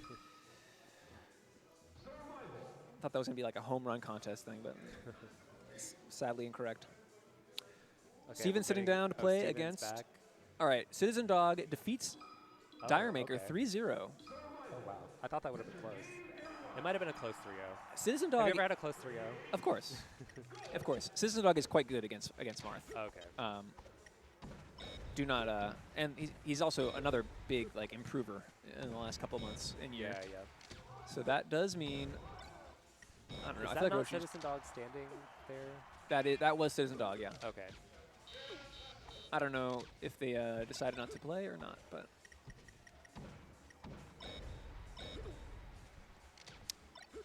Steven is still sitting. I tried to coach Citizen Dog a little bit. I was playing him in friendlies, Peach, Falcon. Yeah. And I told him he needed to stop, like, approaching essentially so much because he was just approaching like every opportunity. you Citizen know? Dog or Yeah, yeah. yeah. Which you can't really do as Falcon. You have to kind of mix up your approaches, against Peach. And when he started to nair like at the proper spacing, Yeah. his comment was it felt like he wasn't playing the game anymore. And I was like, well, welcome to high-level melee. Well, that's interesting because I feel like it's more especially against interactive. Peach. I feel like Peach Falcon is such a campy matchup. It's Yeah. such a boring campy matchup. Campier than Fox Peach. Similar. Similar. I'd say about the same. Yeah. Yeah, that's regrettable. But I've also played Citizen Dog and had a similar observation where they're very tight and very strong and like punish and in certain moments on ledge and like overall playing well. But then he'll just nair from completely across the stage. Yeah, and it's so telegraphed. You can't do that with Falcon. Yeah, you just at the level he's playing at, it's if you Yeah. change that one thing. Right, totally. So let's see if we can change that. Although that in this matchup that can kind of be good. Yeah, yeah. Where? All right, so this is, I believe we're going to see Citizen Dog Steven, unless we get Chris versus Cornell. I don't know. Yeah, it looks like Citizen Dog sitting down. Yeah, okay, cool. We're getting Steven versus the dog. Cool. We used to have a player whose tag was just dog. I don't know if you ever met him. Just the word dog? Yeah. No, did not. Shout outs dog. Dog is awesome. Huh. Also a Falco player. Nice. We have a lot of retired Falcos in Georgia. You know, Falcos only can play for so long before they're sent to the scrap heap of dead It's true, birds. It's true. It's tragic. They burn bright, though, when they burn. I feel like, do you feel like certain characters retire more frequently than others? You know, I don't think so, actually. You don't? I think... See ya. You're leaving? Oh. All right. Later, Cornell. Okay, Cornell and Chris was off stream. 3-0 for Chris. All right. Cornell, that's too bad. Cornell, as I mentioned previously, roasted me so hard tonight in P+. It's devastating. Yeah. Was that on stream? It was. Okay. I might go back and watch it. Yeah, it was tough. It's tough stuff for Erika Bonchiko. Okay, well, we just saw what Phteven was capable of in this matchup. Yeah, I mean... So I'm going to say Citizen Dog is the underdog. Agreed. This one. Agreed. And I think, you know how it's like a little easier to punish when someone isn't so much better than you? Yeah, totally. I think this is an... It's really easy to choke punishes when the other person is punishing so hard. Right. And you feel like you have to like keep up with your punishes. Yep. Like, punish momentum is such a strong Totally. psychological feeling in Melee. Oh, no, Totally. Steven, no. I also feel like the harder you feel like you're working for your neutral wins, Yeah. the harder it is to execute punishes. Oh, God, yeah. It's such a horrible feeling when, like, you finally get the grab. And Yeah, we all know the feeling. And Totally. you flub it, and then you curse yourself for 1,000 suns. But no, I'm trying to think about players who have retired, like notably retired, and what character they play. Like, I feel like ICs are definitely it's a frequently retiring character. yeah, but that's like from social pressure and despair and bullying. Like, I think that's a specific situation. I felt like it was more like you know, if that was true, there would be less. What's that? Yeah. Do you want to commentate?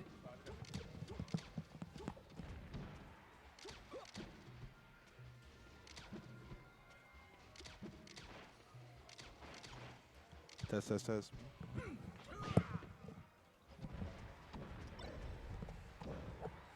Okay, I was gonna say I feel like if bullying was a reason people retired, then there would be a lot less Puff players. Well, think about how few Puff players there are. I guess that's true. Like, Jigglypuff is, I think...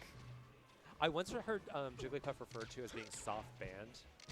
This I was mean- back in the day. This was like 10 years ago when bullying was more rampant Yeah. in the community. Bullying didn't work on me. Yeah, you know, some people persevere because, like, I think it's, given Puff's viability, I think the number of Puffs that play the game is low, and I think it's because of social pressure and that soft ban. Yeah. Like, I don't think that's super... Yeah. Yeah, I feel like you're automatically sort of categorized if you play Puff in a certain way. You know, you're like thought of as a campy, lame, like weenie sort of player. Right, Then there's like an association with being a Puff player. And unfortunately, you know, that's what people do, is they categorize and Yeah. they inflict their vision of the game on others. I'm just thankful Puff is in the game because all of that energy would be going to Peach. Well, if right. If Puff wasn't there. And now because Puff is soft banned, people play like Samus, they play Peach, they play Luigi. I think Yeah. there are other characters that I think can be similar enough. I agree, Jordan. I feel like a lot of people don't play Puff also because she's not that fun. Yeah. She's a little one-dimensional. I think that's why people don't play a lot of mid-tiers. You know, they're also very one-dimensional. That's why people don't play ICs either. Well, yeah, Ices are a weird one. I mean, I've seen a lot of comparisons in like our DK reality we live in between DK and Ice Climbers. Yeah. And like, because the DK punch game is so simple and so guaranteed on so many scenarios. People get hyped for DK, so now everyone's switching to DK. It's the new Ice Climbers. I really think all Ice Climbers should just play DK. You think so? They would they'd be playing the same game and reaping the social benefits of playing DK. But I feel like DK's social capital is going to dwindle, like the farther along we get. I think so too. I think DK still has some years left. It is novel enough still. Of social capital. It is novel enough, yeah. Yeah, I would hold. I would hold. Don't sell. Don't sell just yet. Yeah. Ice Climbers are the new Ice Climbers. That's so true. I mean, I feel like we're in an era of It's waxing true. climber share. It's true. But it's kind of back. Is this game 2 or game 3? I think Steven is doing well. Luigi's quit a lot, yeah. Luigi is at least got... I don't think Luigi is one-dimensional. Luigi's do quit a lot, actually. That's true. Because I think about all the following Luigi players, like whose names I haven't heard of in a long time. Like the Abates, the Con Masters. I don't know if either of them retire, but I don't see their names. No, I don't think they play. I mean, Yeah. but on the flip side, like, I don't know much about Rap Monster other than they've Oh, Rat Monster. a few YouTube clips, right? But you know, someone out there is like, I played him in doubles online. Oh, really? Times. Yeah, he teams with Seabass on doubles. Seabass. That's Yeah. that's another old name. I feel like. Yeah, yeah, Rap M is I mean like. yeah. I mean, as crazy as a Luigi can be, for being real. But I think what makes Rap M interesting is that they're doing things that I haven't seen Luigi do before, Yeah, and they're doing yeah. it to players that Luigi doesn't normally that's isn't true. allowed to That's beat. true. I'm such a Luigi non-believer. I just don't believe in the character. I think the character's so bad. Has such limited potential. You think so? Oh, Mad Tyro. Yeah. Yeah, I don't believe in What like, about Ja Raiden? he's cool, I guess. I just feel like, I don't know, it's kind of like, it's a character kind of like Ice Climbers, you know, it has like a ceiling and it's pretty low ceiling. Huh. But it's a character that's worse than Ice Climbers. I mean, I don't think Ice Climbers have a ceiling. You don't think so? No. I feel like that's the real reason why Ice Climbers quit, is the ceiling. The ceiling? That's Yeah, interesting. Yeah. I feel like they get to that like top 20 level and they just realize there's nowhere left to go after that, right? Hulk quit.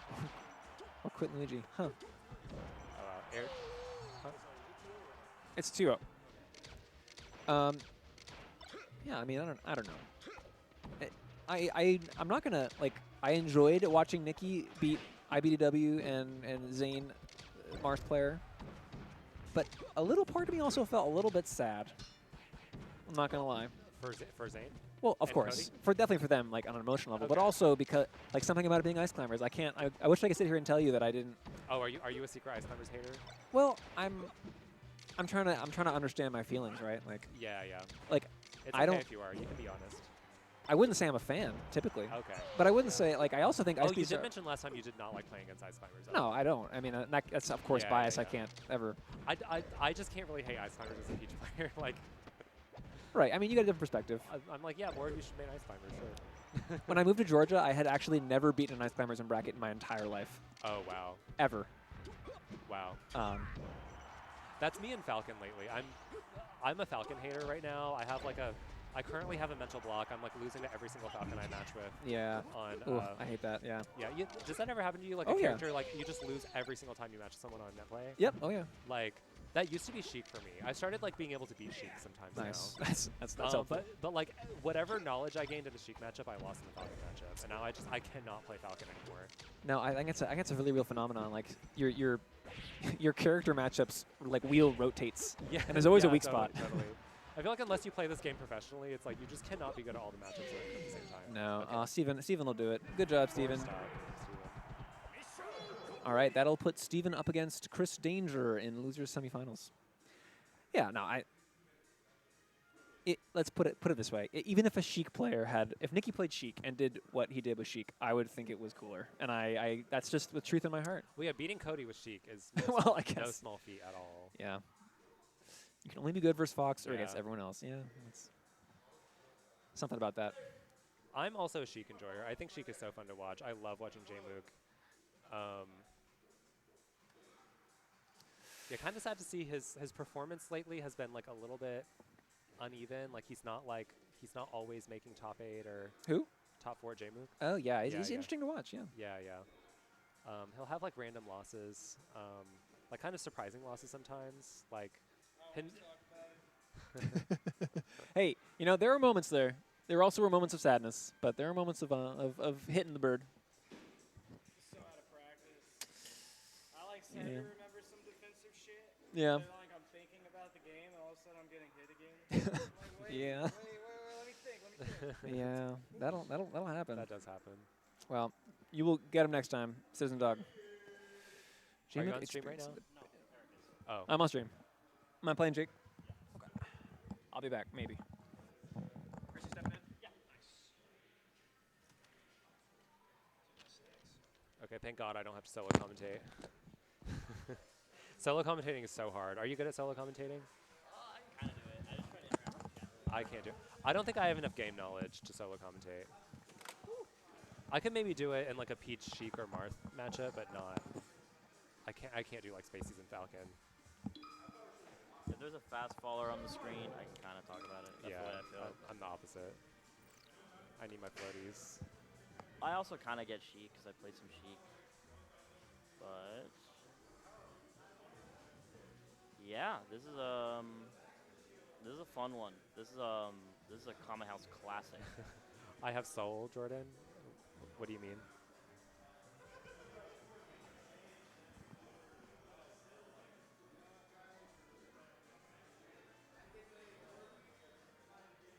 I've never seen Bag and Erika Bonchiko play before. Have you? Yeah, they I'm played. assuming Bag wins. They have a really big set history. Uh-huh. Like, there was just one season where, like, just due to the seeding, like, they would play pretty much every week, either in winners Oh, wow. or losers, like at least once. Okay.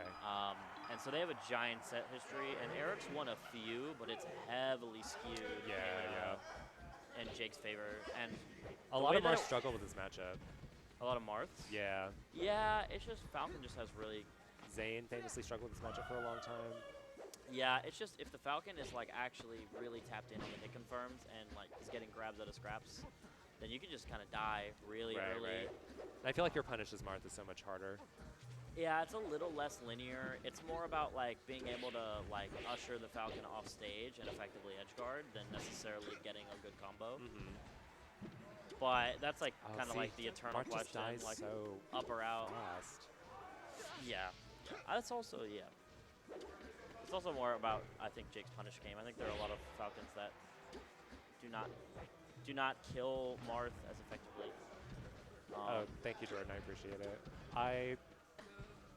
I kind of disagree, but we'll see. We'll see. I might get some solo commentary later tonight.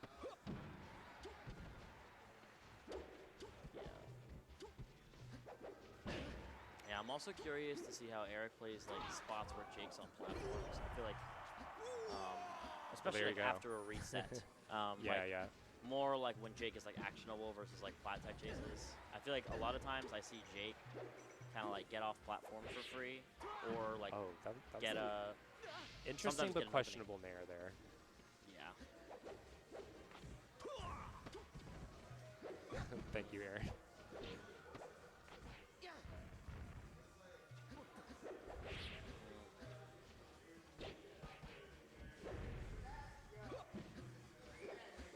Yeah, that's tough. Sometimes I feel like those like that's like a I don't know exactly what Marth should do there, but it feels like getting a down air out of that scrap is like a loss because Falcon just Oh, techs dear. away and resets to neutral.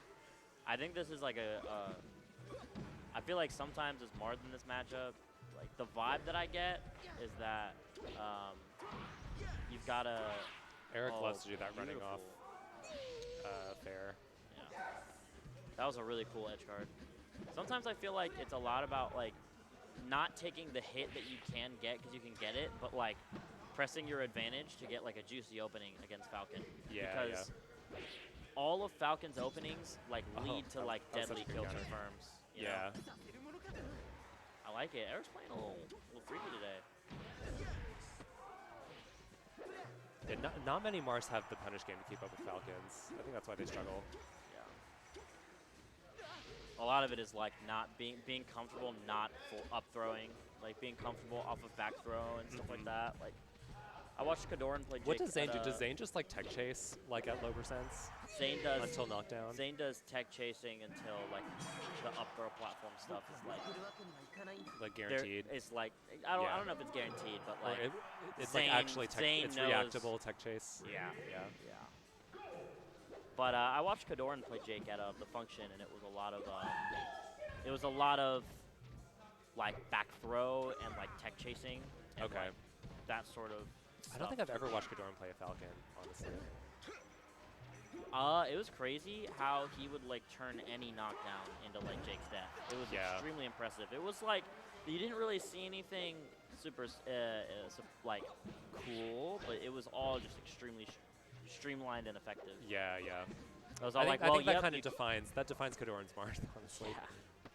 yeah. Well, I feel like it's been getting a little swaggier lately. Is it just me? I don't know. I kind of have elected to turn off streams when Pandoran's on more recently, to be honest. I know it's hard to watch the standing still Marth.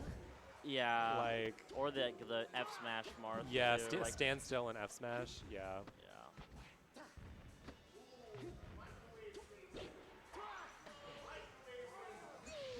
Well, let's see. FD is an interesting one. I think there's a similar thing, kind of like with Peach and Shikir, where FD can just be good for Falcon. Like, I think the way that, like... Yeah, because the down throw follow-ups are easier, right? With no platforms. Yeah. And Jake's really good at, like, down throw into, like... I feel like Eric could have gone down there. Scrap mix-up, even when he can't, like, get the grab. Like, stuff like that, Yeah. right? Like, quick 45, reset to neutral. Oh, a great idea with the tomahawk grab. Oh, just I like that. slightly misspaced. I'm noticing like some well-timed gentlemen. I didn't realize how important like getting out your 1 or 2 like jabs really quickly to like clank with Marth and like allow yourself to dash back. I didn't realize how big that was in scraps. Oh yeah. It feels like if there's a lot of spots where if Jake wasn't willing to do like a jab clank or like do a low percent like CC trade, he wouldn't be able to like dash out and get out of danger against Marth.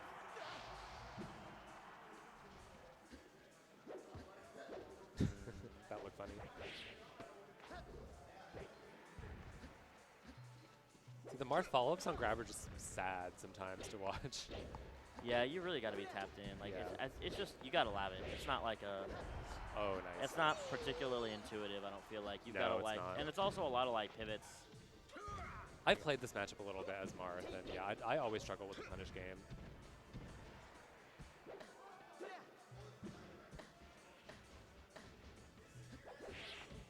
Oh, great CC, and that's should be it. Yep.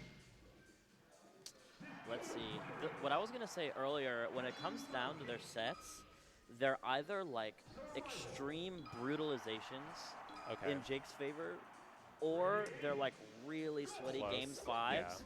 But Jake still wins kind of Okay. either way. Yeah, like, yeah. it's more of a matter of like how Jake wins versus like if Eric wins recently. Right. I don't know if anyone could pull up their set history, but I wouldn't be surprised if Jake had gotten at least like 10, 15 in a row. Right. Yeah. But I mean, Eric's super good. I mean, Eric could do it. Ooh, barely avoided that knee. Eric is like a classic FOD Marth too. He loves this stage. Oh man, that up B goes so far.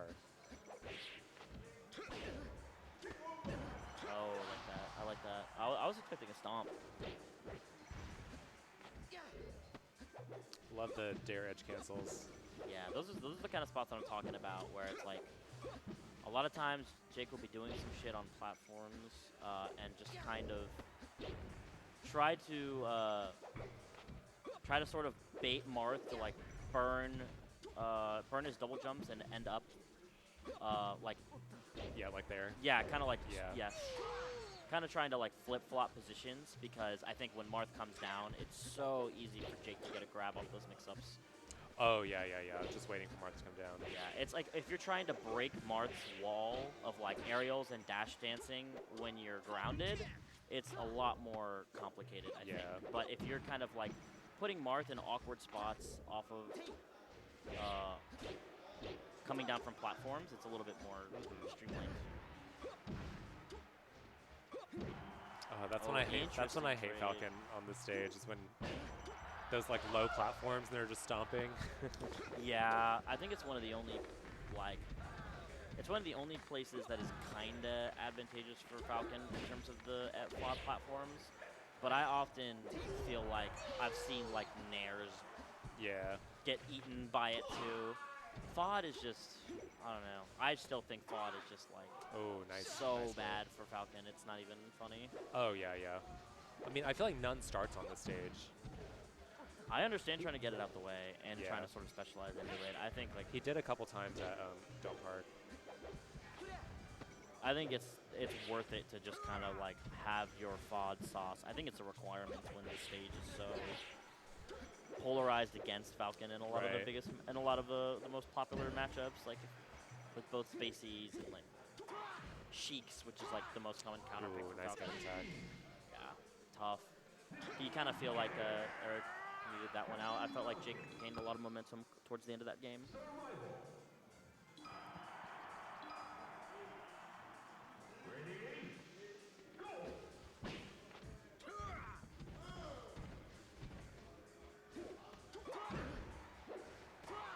Oh, did none counterpick OKP to FOD?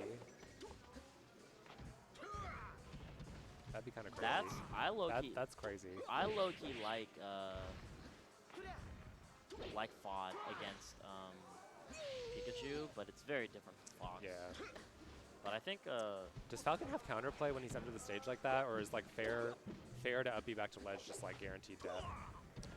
I think it's just one of those things that, like, depending on where Jake is positioned, he can either like pressure it, maybe grab ledge, but it's kind of one of those things you gotta accept. Like, you gotta accept the loss if you aren't in the right position. It's not worth contesting. Nice.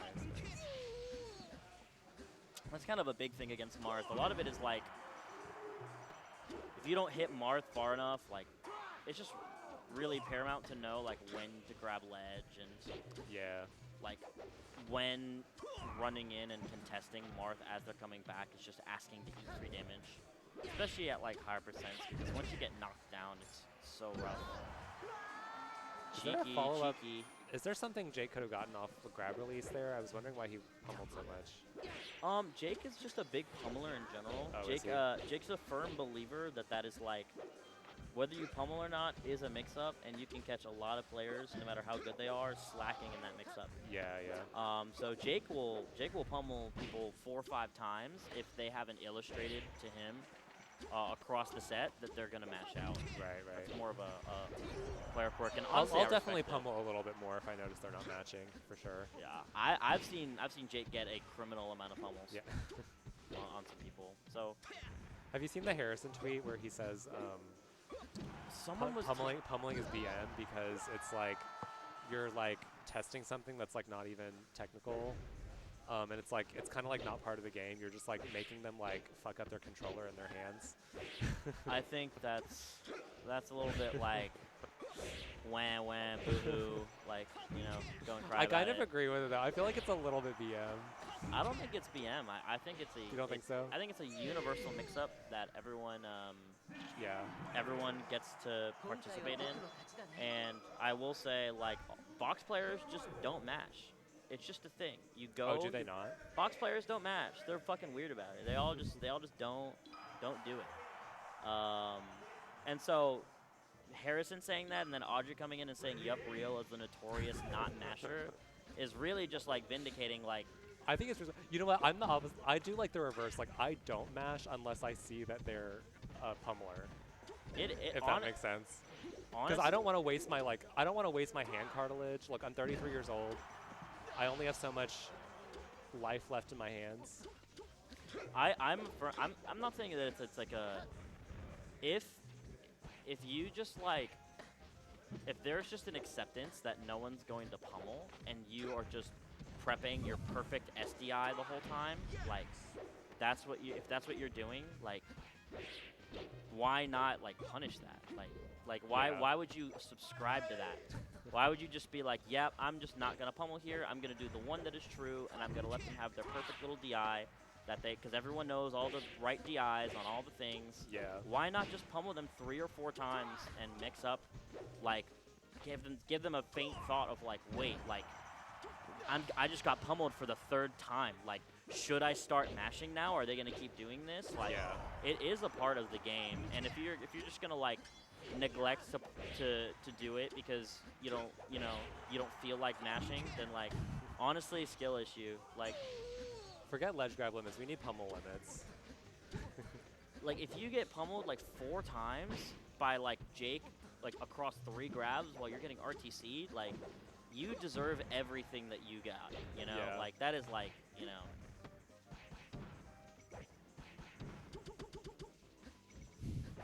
Audrey's contesting your mix-up. theory on pummeling. I mean, it's not really like a mix-up, but you know what I'm saying. It can It's more, be. It can be with DI if you change the number of pummels. Like if they're Yeah. expecting like. I think well, Yeah. also I think it's not the pummel isn't inherently a mix-up, but there is a mental aspect to what people will expect you to do based on if you pummel. Like for example, I feel like a lot of people will assume that you're going to do the most intuitive or traditional throw until you start pummeling. Yeah. Like, if you are, a lot of times, like, I was analyzing a set I had, my set with Pog, with Zamu. And Zamu was talking about, like, every single time you grabbed Pog and you back through instead of up through, you, like, did an extra pummel first. Like, you were low-key showing your hand by how you were pummeling. Yeah, And, like, pummel it's tells. one of those things where it's like, oh, they're pummeling. That means that they're, like, applying more brain effort towards, like, the throw option that they're going to do next, rather than just, you know, grabbing, buffering with the C-stick. Yeah. So I think, like, it's just part of the game. Like, it's just clearly there are just, like, multiple layers to it. Like, if someone grabs me off of, like, a tech roll on a platform, like a Fox, and they pummel me, I'm probably going to switch from, like, DIing in to DIing out to prevent getting back throw up smash. Like, that's something that I'll only really do once that pummel happens. Because most people aren't really trained to, like, tech chase, grab, back throw, and, like, chump check you that way. You know, it's more of, like, a decision after the fact to mix you up. Yeah. Sorry, we're kind of tuning out on this set, just talking about pummeling, which Yeah, I think this is a fun Close conversation. game 5. But let's peep this game 5. Game 5-0-0. Ooh, insane grab. Oh, was that a backwards grab? Yeah, I think That looked weird. think Jake probably missed his turnaround and got lucky because Eric tried to dash through. Let's see here. I'm curious. Yep. A little shaky. Yeah, Eric's Tournament winners. a little stomp, passive. knee. Yeah. It's tough here. It's just one of those things where Falcon does win these, I agree. Oh, opportunity? Oh. Yeah, let's see. If Jake gets down here safely without any, it's really hard. He can crouch just so effectively here. That should be it. Yeah. Like I said, that's really kind of how it goes. It's either a stomping that like Jake just wins, or it looks like that, but Jake kind of wins anyway. Yeah. You know, it's just. I think Erika's probably just held back by like a couple of key things in the matchup, and I feel probably like won't start beating He Jake played a little until- scared on that last stock, I feel. Yeah. I feel like Jake sniffed it out. Part of it is player grit. Sometimes Yeah, I'll yeah. be playing people and I'm like, wow, I feel like if this person was like more mentally prepared to like for the like prospect of upsetting me, they would just beat me, you know? Yeah. Sometimes like you will just be doing everything you can to lose the set, but like you've got that like mental of like I'm gonna win this. Yeah. And the other person is the one who starts playing shaky. It's a big thing. you know? Yeah, totally. But that was a good set. I'm gonna go ahead and play loser semis. All right. Good luck.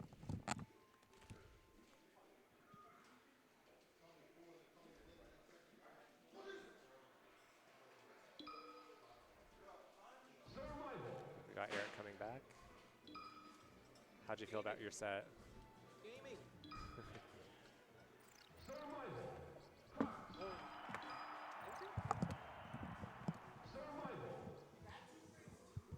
Mamma mia.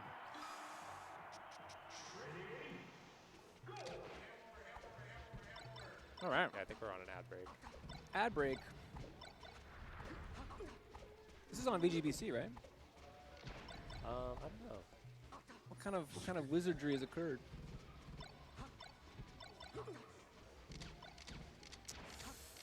Oh man, how did that look from the outside looking in? Honestly, we were in a deep conversation about pummeling. Oh, sick. No, that's a really important conversation. I think I watched like the last game the most. Yeah, you were up and then you weren't. Oh yeah, It's a little unfortunate. It It is. happens. This happened to me against Jake a lot. Yeah. Jake does find Falcon that can second kind of class just stuff. grab you and kill you. Yeah, I was over ambitious with trying to SDI through Nair. I'm gonna step on that. Okay, yeah. It's not consistent for me yet. I felt like you were playing a little bit like passive on the last stock. Did you feel that way? Definitely. I feel like you were spacing Ferris like really far away. Yeah. I was. Yeah. No, I mean, Which like to Falcon, that's a commitment because he can like run all the way across the stage and punish you for it. yeah. Yeah. Okay, I think we're live now. Your shields and double jumps. Yeah, I think you're right, Aaron. Haven't played Jake in a while, though. I feel like I got to recalibrate to his stuff. But speaking of calibrating, Yeah, we need some Aaron coaching on Falcon. I do. Marth Falcon. I really do. All right. We got Steve and Chris. Aaron, are you like a theorizer of the game? It's funny, actually. Aaron says a lot of things like you about like not knowing what she's looking at. Oh. But I think that's not true because I think Aaron knows exactly what she's looking at. Yeah, I feel like Aaron has a lot of knowledge, which I didn't know until recently. Not that I didn't think she had knowledge, but I didn't know it was like that. Oh, it's. I didn't know how expansive it was. I think it's high in the expansion. She had a list of retired Luigi players like ready. And a list of funny names for lasers, if you recall. Oh yeah. That was so funny. Thank you, Aaron. I think if I get another chance, I can make it happen. Steven looking pretty good right now in this first couple moments against Chris. I don't think I've ever seen them play before either. You I'm know, assuming Chris is up. I think it's probably true. If they have played. Yeah, I think it's probably true. But we have Steven, the up-and-comer. They're both taking up-and-comers. Yeah, I mean, I think Chris is favorited. Well, Chris did get Favored? VR this season. Oh, I know. I mean, Chris is the definite favorite Yeah. player. No, but as far as like come up versus having come up. Has Chris arrived? No, or Chris is is Chris on the come up? My bigger point, I think, is that Chris is still coming up. Yeah, Wherever, yeah, I don't know where he's going. Both arrived and in a weird liminal space between arriving and coming up. I know. Is where Chris is. Falco die. Yeah, well, I think some Melee players, you know, they are actively improving, and some Melee players are less on the improvement grind, and that's just, you know, do you feel like you're on the come up and improving, or do you feel like you're kind of in a plateau state right now? I think I'm at this moment. I think I'm improving. Like Okay. I'm making some big, Well, changes. Aaron just coached you. Yeah. So I thought about getting some Sammy lessons just for shits and giggles. Yeah. I feel like I might learn something. I think you probably would. Do you? Is that a thing you can get with money, new for me or does that need to be like? Do you need to be a friend of Sammy to get that kind of a? Well, I know Sammy pretty well. I'm sure he would still want me to pay him, but because whenever I played friendlies with him, I feel like he didn't really coach me or give advice. I feel like he was more worried about his own game. So I feel like I'd have to pay him money to think about my game while we're playing. I didn't mean like, is it free? I meant more like, can any old melee person go pay Sammy money? Yeah, I'm pretty sure you can if you just contact him. Gotcha. Yeah. Cool. You don't have to be like in or like I don't think there's like a waiting list. Got it. Okay. You don't need to be a cool known person. Yeah. No. Asking for a friend. I don't think so. Nice. This has gotten pretty close, but I think that SD from Steven really made it tough. And Chris has kind of eked out the lead here. Oh. There's a certain when I need coaching, I talk to this on stream. There's a certain player who no longer comes to Georgia Melee tournaments, who was a really good coach and who I got most of my coaching from. But they no longer play this game. So I might have to pay Sammy for some lessons here at some point. Well, you know, if it's something you do a lot, why not? We all play Melee quite a bit in this little circle. Yeah, Talk to the skull. The skull. The Puff skull. Puff is a skull, if you think about it. She kind of is. She's a skull with arms and legs. Kind of terrifying. Maybe she's cartilage because she can inflate. Have you ever thought about what Puff's like skeletal structure is? That's what I'm talking about. Is it cartilage? Because how does she otherwise? She might not have a skeleton. Because you know how she's like an octopus. You know how they can like fit through any hole? I think you're right, yeah. Yeah. No way she has a skull. No way she has. Yeah, but if right, she has right. a skull, it's cartilage. Like, she doesn't collapse down to nothing. She got like a couple inches of height, right? I don't know how big Puff is canonically. I just know how big she is in Melee. Yeah. Can Steven get this edge guard? I think Melee scaled her pretty well. The only scale in Melee that bothers me is Pikachu. Like, Pikachu is enormous in Melee. Think about how big Pikachu is compared to a human person. You're right. Think about that. Compared to like Marth and Peach. Yeah, Pikachu's like basically half their height. I think canonically, Pikachu in Melee is as tall as Charizard is in like Pokemon lore. Wait, was Charizard that small? Charizard's like 5.5 feet tall. Yeah. It's like, I always imagined Charizard being like 8 feet tall. Of course, who doesn't? Charizard's only 5.5 feet. Groudon is like 10 or something. Is that what it says in the Pokédex? Yeah, when yeah. it It's one of gets those height? dumb. I mean, it's obviously a ridiculous 5.5 thing to talk feet. about. That's Anyways. crazy. Christmas that two recovery / ledge mishaps for Chris so far. Isn't Charizard really big in the anime? I think he's bigger than 5 feet, but I don't think he's enormous. Oh, okay. Like think about Ash riding him, right? Oh yeah, because Ash is a child. Yes. So Ash is presumably like 5'5" or less, probably less. Wait, 'Cause he's like 11. is Brock an adult? Brock No. kind of gives adult, but I don't think he is. No. But why would a gym leader be a child? But why would? So all these gym leaders are children also. Oh yeah. Like Misty's like, if Misty's the same age, she's like an 11-year-old gym leader. Well, Missy can't be. Missy's. I always thought Missy was like a little bit older. Brock is a grown man. Mamma mia. Oh, Brock's an adult. Traveling with a young And an 12-year-old 11-year-old. and a 10. Yeah. What the hell? Come on, Brock. That's crazy. Lieutenant actually. Surge is clearly an adult. Lieutenant Surge is old. That man has seen war. Yeah. Probably. Him and like the fire one, whatever his name was, the scientist kind of dude. Chasing down with a 10-year-old. Ugh, God, it's awful. Wait, doesn't Brock have like a crush on Misty though? Maybe we shouldn't look too much No, into this. no. Brock has a crush on all the Nurse Joys. Oh, that's right. Remember that whole bit? It, like they never let that bit go. That's right. Like, not to harken back to our children's programming conversation I last remember week. him having a crush on someone. Yeah, no. Oh, good combo from Chris. Closes out game 2 to make it 2-0. Then making all of the cops and nurses the same person is the funniest thing. Like that must have been like an animation. That's a crazy choice. Well, I guess yeah. it matches the games, and Yeah, it's, you know, yeah. I don't know. It's- Yeah. Yeah, Brock. I feel like Brock persists too, right? Doesn't Brock go from like series to series with Ash? I don't know actually. Oh, I no, never maybe made it not. past the first series. I wasn't allowed to watch it, so I don't know. Oh, you weren't? Oh my No. gosh.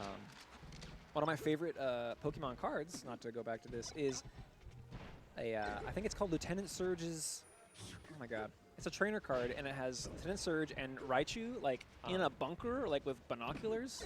Okay. And I Lieutenant think I know what Surge you're is talking looking about. at something, and Raichu's looking at Also- nothing. Oh yeah. But they're looking Does kind of Raichu vibing also together. have binoculars? Yes. Yeah. It's a great card. Yeah, I think I know what you're talking about. I like that. And good for Lieutenant Surge not being, you know. Wait, what was your parents' objection to Pokemon? It was not evolution magic, if that's where you're going. It was more like anything that wasn't on PBS Kids, I wasn't allowed to watch. Oh, I see. Because they didn't have the time or Did knowledge. they let you watch to any do that. anime? No. Oh my god. But because no anime was on PBS, right? Like, Yeah. I just know every episode of Arthur by heart. Honestly, there's a lot of sus things going on in anime, so. Did you watch anime as a kid? Yeah. Really? I used to watch Toonami and all that shit. Yeah. Huh. Is that like on Cartoon Network? Yeah, like late at night. Yu Yu Gotcha. Hakusho, Inuyasha, I don't know any of these shows. yeah. Tenchi Muyo. Shout outs Tenchi Muyo. Nice. Kind of a deep cut. Toonami deep cut. That's cool. I'm sure someone beat up for Pokemon cards. Yeah, that's pretty scary stuff. One time I hustled a kid in a Pokemon trade, and his mom somehow found out and realized it was like kind of an unfair trade, and she came to my house and made me trade the card back. That happened to me too. Oh, it did? I didn't intentionally hustle. I don't know how intentional your But hustle you know what? was. I did it right after I was made to give away my first edition Charizard. Yeah. So I was like, I see what the game is now, so Yeah. I'm gonna inflict this on someone else. I did a trade I was really happy with, and I was like, I have this awesome holographic Ho-Oh card. I am so cool and awesome. Yeah. And then, yeah, had to give it back. I was so mad. It was I had the Blastoise and the Charizard, and I wanted the Venusaur. Oh. And this kid had the Venusaur, so I traded him like a less rare card. Oh, okay. Yeah. Mom didn't like that. Yeah. Yeah, that's tough. Yeah. Toonami, right? That's how it's spelled, with a tune Yeah. in it. Oh, that sucks, Chris. That's Chris. Okay though, still up game. What stage was that? Battlefield. That was Battlefield. Are we going back? Chris did not go. Were Okay, the okay. first 3 games on Battlefield? No, I don't Okay. think so. At least a couple of them were though. Tom Gray, don't just come into the chat and drop lol. Gotta need more than that. Ooh. It was a very high double laser.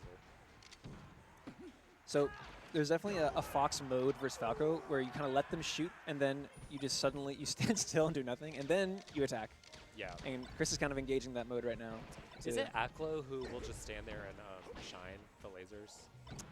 Or am I thinking of someone else? I think it's kind of a known thing for people to do, but Yeah. I've seen Akla does it. Yeah, it's, It might be. I think it might be Aglo. Like he on FD, he'll just like stand there and shine.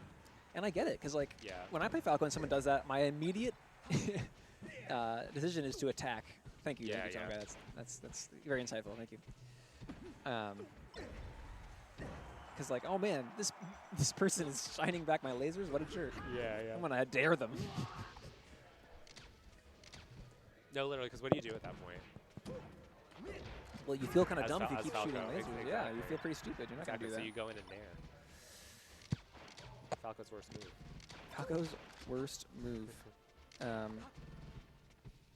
Yeah, Chris had a good percent here to get comboed by Falco. Misses the tech chase though. That's pretty crucial. Spot dodges the F smash, maybe on accident. But Oh my gosh. Chris desperately Jab- wants to jab up down smash. Shine bear, yeah. What else are you gonna do? And maybe dare there is better, but I'm not the bird. I think he wanted the bear to go in the other direction. Probably, yeah. Okay, good catch with the laser. I think that's a roll up. Oh, nice. Well done by Phteven. Phteven's execution in these moments looks really good. Ooh, He's not just the- getting not blown the up. roll. Tactical Falco roll. Oh, misses the L cancel. All right, yeah, has Oh, one chance, boy. and Chris gets it with the down smash. Well played. I always forget about Fox down smash. Yeah, it's not that strong, but it does the thing. Oh, fade back. Oh, You know, no matter how good at melee you are or how long you've played, sometimes that hits you, and Yeah. and it makes you feel something. It'll happen. It'll happen. You Chris have to blocked. know though if you're at like 90 something and they're a stock down, they're gonna F smash your shield, 1000%. Yeah, but still, sometimes it works. Sometimes I love like sniffing out like desperate moves because you know like every character has like their desperate. Ooh, that'll do it. Good their, games. their desperate option, you know. All right, I think I gotta go play. All right.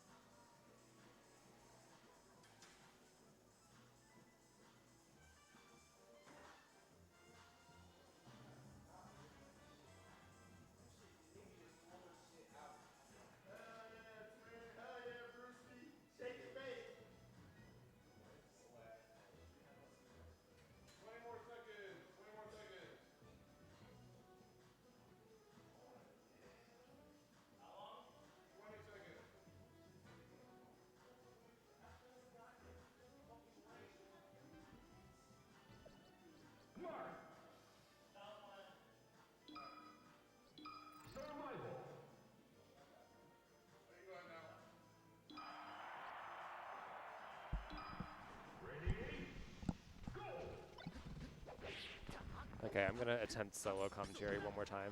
This is the last match I'll have to solo commentate. Okay, pretty strong start from Eric. I think I heard a tipper. And the stock was gone.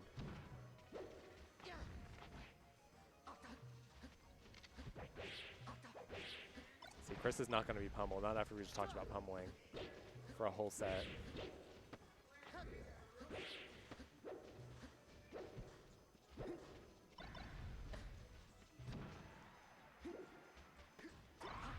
Ooh, nice shot. I feel like maybe an air dodge to stage would work there.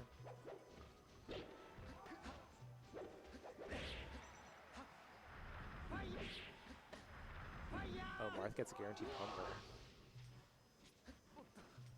Well, he did pummel once and Chris mashed out.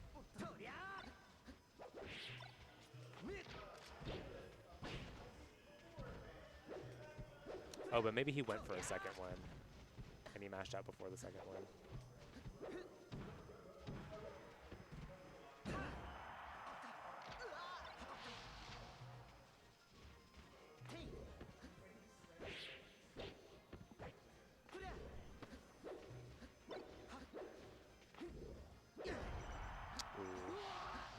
So satisfying. I just love him.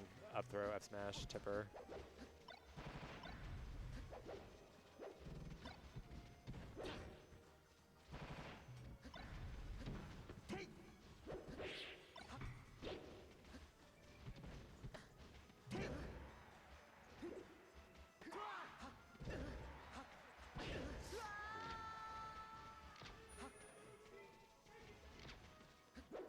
Standard Fox stuff.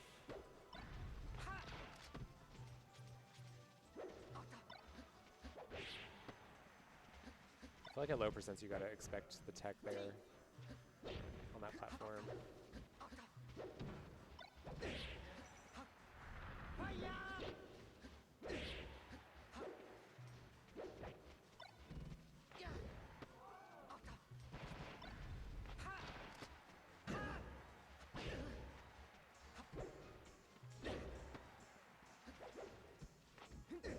Oh, funky grab.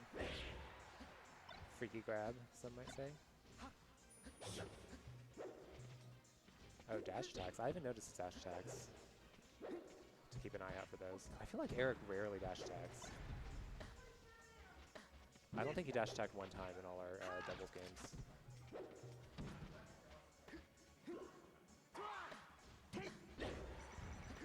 I feel like something Eric tends to do is the run through, turnaround grab. Oh, nice shine. He loves to run through your shield and then dash back and grab you.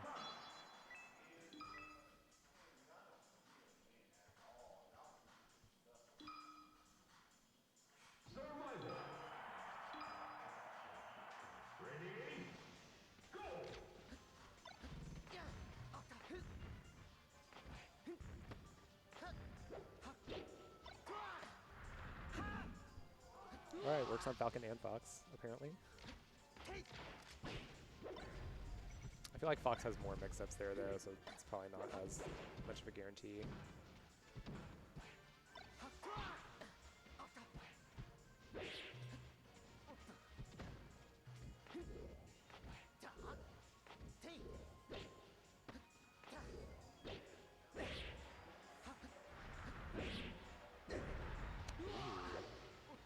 Kind of didn't expect that dare to tipper.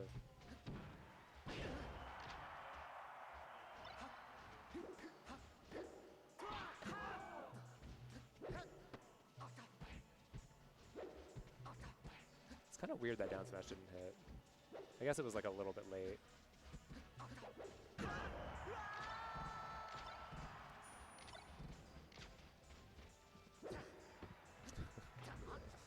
Run up in the splash smash, love it. Oh, I feel like he could have reacted to that. Ooh, nice reaction to that though. Alright.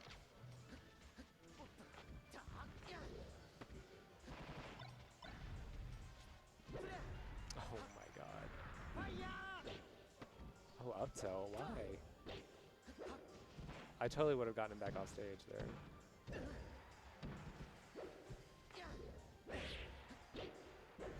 Nice. That was beautiful.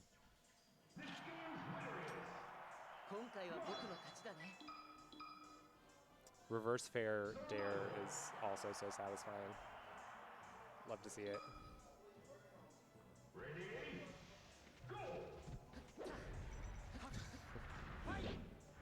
Just opening with another. Oh, interesting.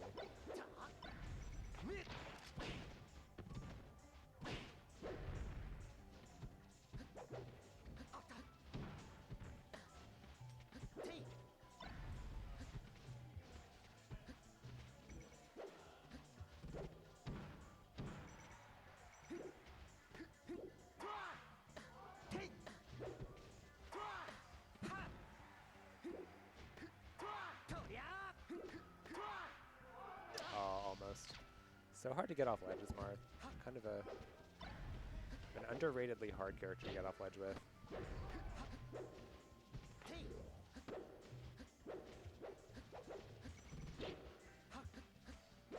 My Marth is probably just bad though.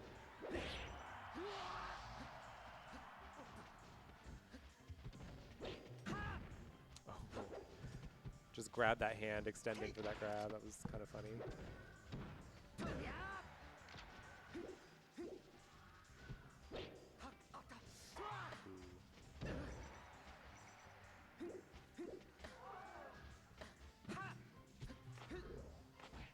Yeah, I agree. Ledge dashing Marth sounds terrifying. Ooh.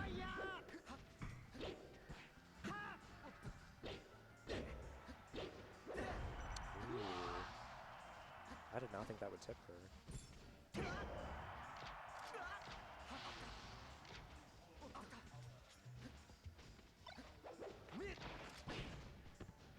Eric likes these like mid-air counters.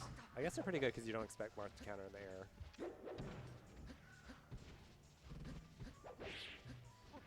In neutral. Eric is playing a little freaky.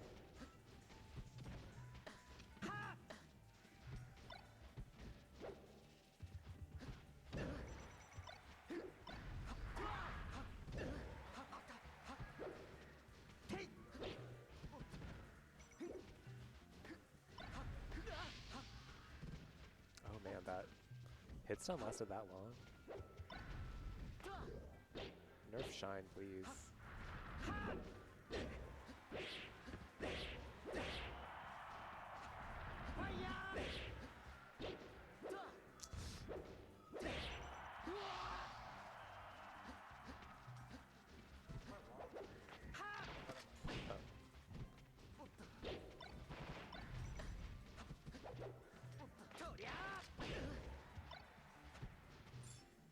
Oh yeah, there's that falling counter again. I don't know about it. I feel like that's something you can do like once a set.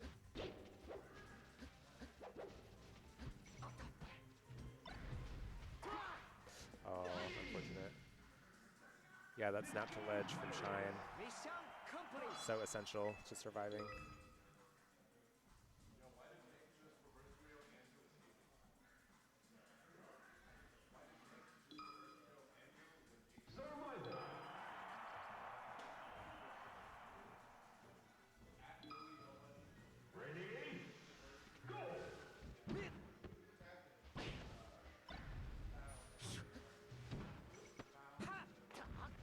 I wish Peach's counter killed, like in Ultimate, in this game. He's so funny.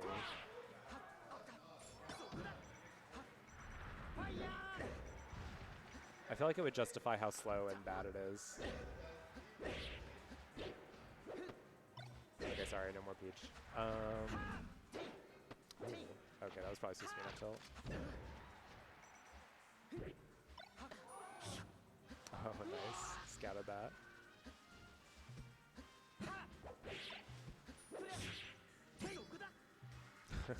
Another falling counter. That one almost worked.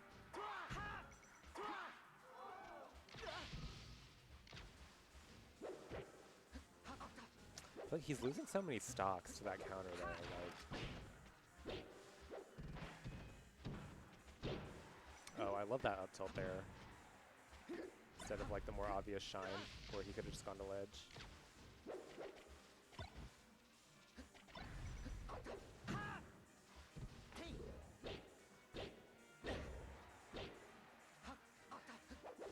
Oh, interesting dash tag.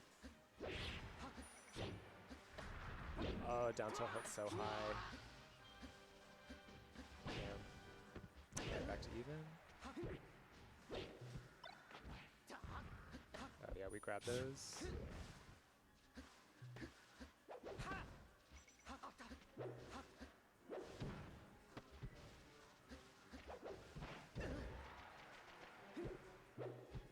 Ooh.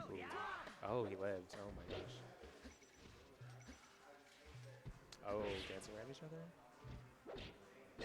Oh, nice up tilt.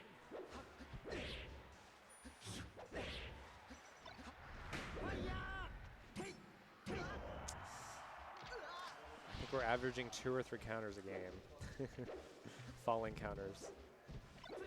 I wish Eric would react to the be close to ledge though. Like those should just be free kills.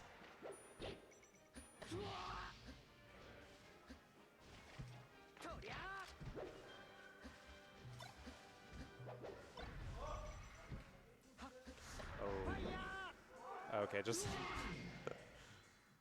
crazy SD at 0. Alright. Seen a couple weird SDs at the end of games from Chris today.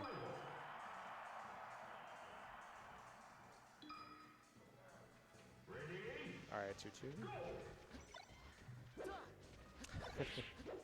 Eric has also been starting these games with these like huge F smashes from center stage. It's kind of funny.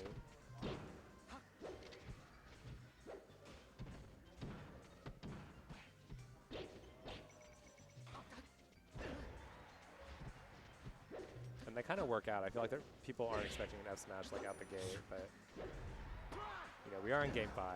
It's got to stop working eventually.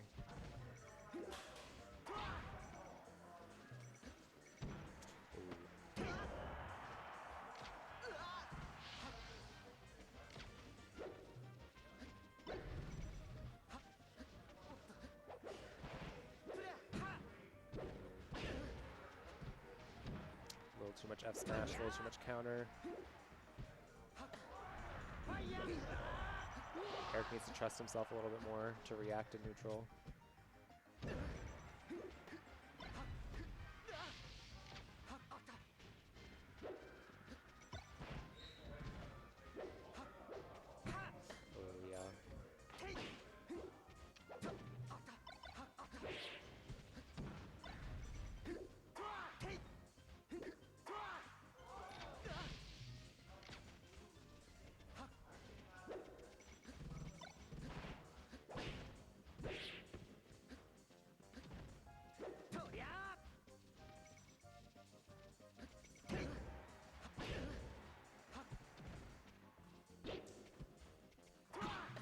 Oh yeah.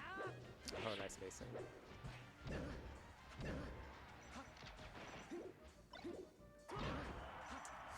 Yeah, and that's it. Kind of similar to his set with Bag, where game 5 kind of lost it a little.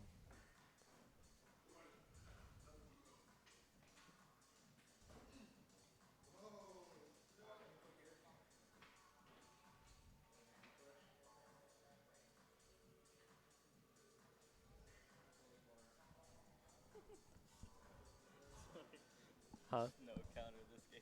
I know.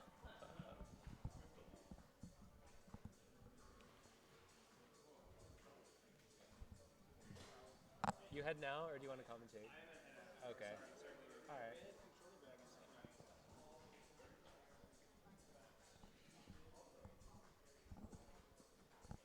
All right, I think I'm going to head out as well. It's pretty late. I don't know how much more solo commentary I can do, especially Fox Falcon. So I'll see y'all later.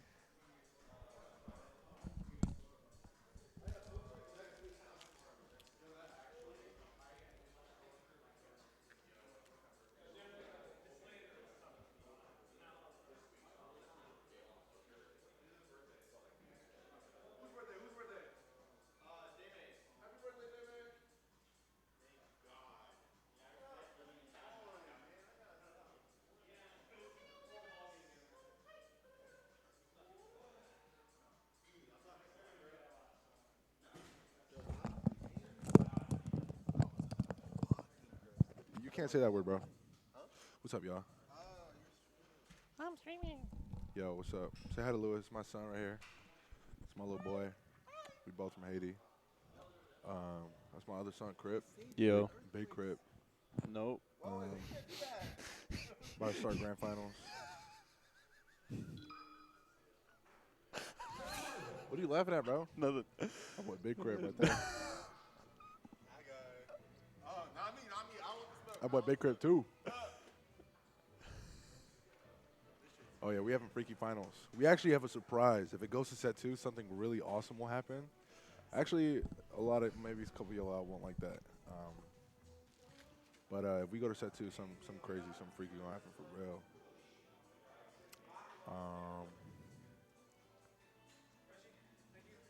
Thank you, brother. Lewis, could you pay Bonchiko up $15 American? Actually, 15 plus. Let me do the math real quick.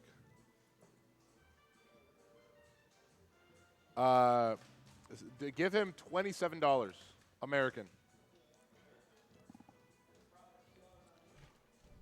That boy Big Crip hopping on the mic. You know how it is. Yo, what's good, Nate? Oh, actually, I'm not gonna snitch. You shouldn't say that though. You shouldn't say that, cause you know. Huh? I can't say it out loud, cause that'd be snitching. What? I can't tell you the context, bro, cause I'd be snitching. I'd have some freaky finals. VGBootCamp is the home of Smash, dude. Is that true? Yeah, I think Yo, so. why didn't anybody Yo, we gotta get on VGBootCamp, bro. Ooh. All right, y'all go ahead. Y'all go ahead. Psych. All right, y'all. I need y'all to watch this. Because if it goes to, I won't spoil it. But if it goes, ooh. Oh, yeah, you can't be doing that. Posting a link without permission. Get on, dude. And you're doing it on Card's account. Free card for hashtag free card. Card's Basement was so good.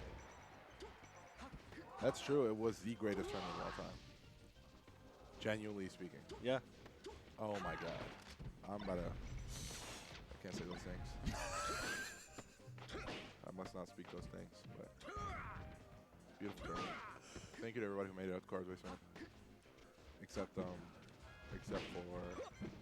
Kryptonic. Yeah, we actually don't really like this game, so we're just not gonna talk about it. Yeah.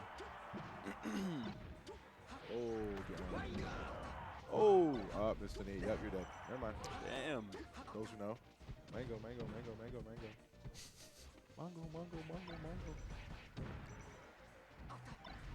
Yo, Jake about to pull out the aura. He loves JoJo's. Is this it for Mr. Yep. Goodbye. All right, third strike. So I want to talk about the Makoto matchup. Man, I actually really don't. That matchup is messed up, man. Makoto Urian, dude, it's just like you have a character who plays a role of a grappler, but is just fast. Unreactable, like 14 frame dash. Dang. Command grab has invincibility. I'm lying. It's not 14 frames. It's I've like never played 18, this 19. game. I don't know. It's really fast, though. It's unreactable. Is third strike good? It's the second greatest fighting game ever made. What's the first? King of Fighters 13. What's the third? I don't know, probably Xrd. Where's Melee? Oh, that's not a fighting game, dude. Melee's probably first or second. Yo. Above third strike. Anybody in chat going to plat fight? Yeah, we're not going that low, bro. Yeah, basically like the way you punish a grappler is that they go for their command grab, and if you predict it, you jump and then come down with like a jump in move. Can't do that against Makoto. She got like invincibility frames, and she had like really low lag on it, so you just don't have that option. So half the characters just don't get to play like their one thing in the matchup, the one true promised thing to you. And against Urian, she just ducks under your nose. She ducks under your standing medium kick, which is really annoying. You got to stuff her out, but you can't react to the dash. You just have to like preemptively feel out when she's gonna dash and then stuff her out. But it's really hard. Comboing her is like not too. It's definitely like not as easy as every other character, but it's not too hard. You can do some crazy like launcher. What is it? Launcher, light tackle, light fireball, light tackle, stuff like that for meter. So basically, as a Urian, you gotta like what? There's a motto. It's like catch, cage, catch, cage, kill, or something like that. Yeah. You basically got to move around a lot. You never want her to stick you down in one position. Wow. And you want to like get her in the corner and then don't let her out. Aegis Reflector, Aegis Reflector, Aegis Reflector. That's how I feel when I play Melee. Yeah, for real. Dude, if That's you were me. playing Third Strike, oh my god, you would never want to play against me. I would put you through that ringer, bro. And you'd be behind that wall. I think I just won't play. No, good. I advise you. Game sucks. No, actually, game's really good. Game 1 going a bag. Hate that guy. The FD pick. What do you think about the FD pick? I mean, I don't know. I like this for Falcon. I think that Chris is definitely thinking between Fountain and FD, and I've seen in previous sets he likes to switch around a lot.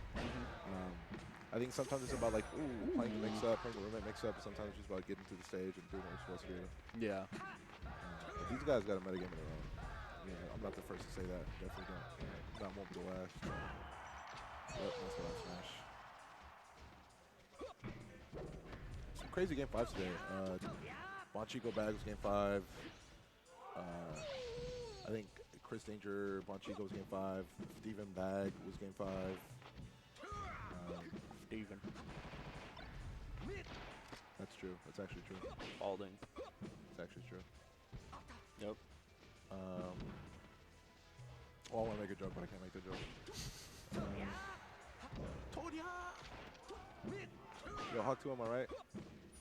Dab me up. Love that. Alright, I'm going to go keep packing up. Y'all got Kryptonic on the mic. That boy Big Crypt. That boy Big Crypt.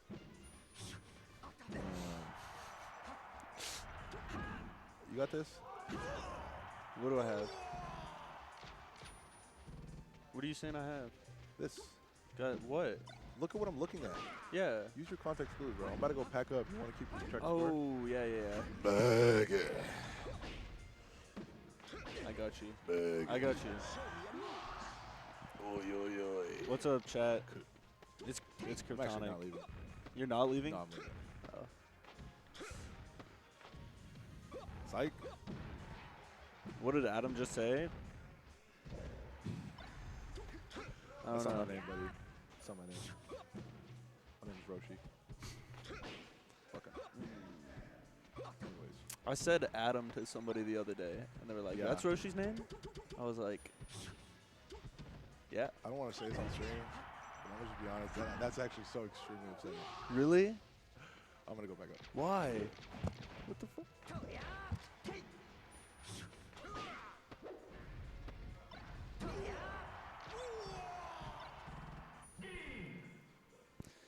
Yo, what's up? Game 2 going to Chris Danger.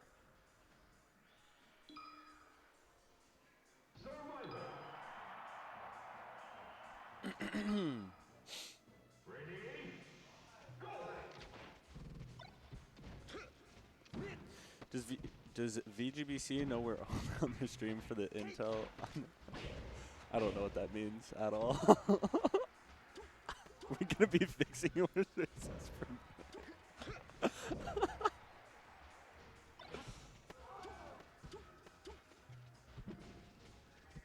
I got you. I got you. I got you. How do I ban?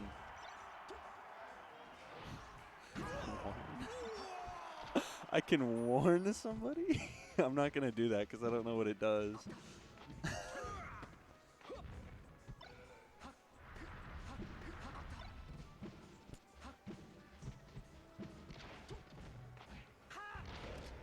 Warn me? Okay, I'll do it.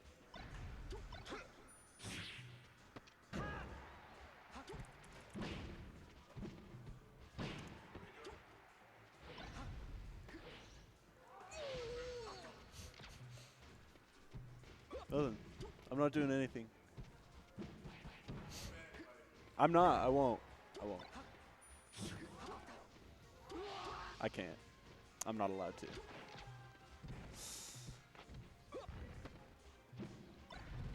Ooh.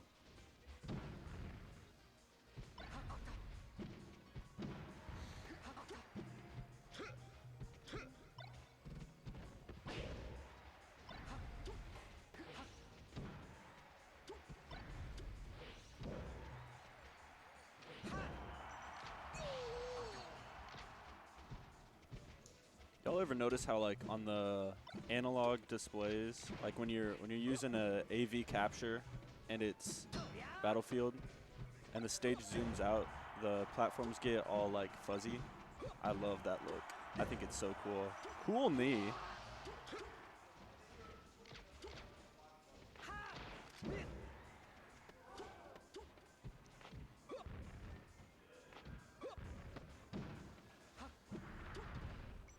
Ooh. Okay. Bag bringing it back.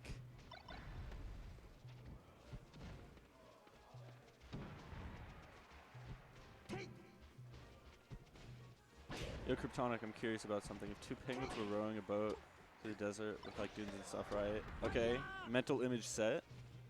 Continue. Oh, the question. That was it?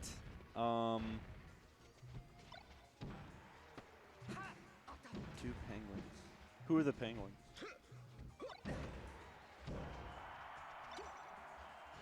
I didn't realize that was a question. I thought that was a setup.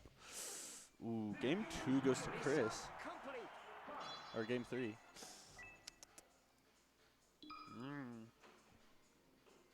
What? Penguins don't have names. Penguins, anything can have a name.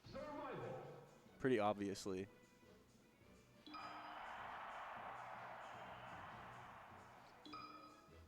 I think the Penguins would make it to wherever they're trying to go to. What are you talking about, bro? You sounds crazy right now.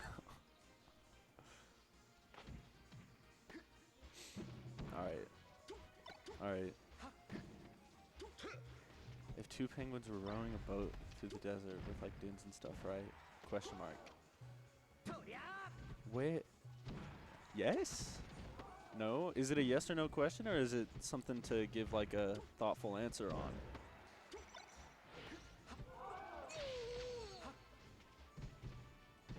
I've never met a penguin with a name.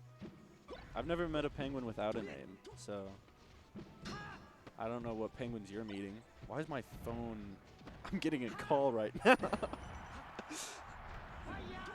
Hello?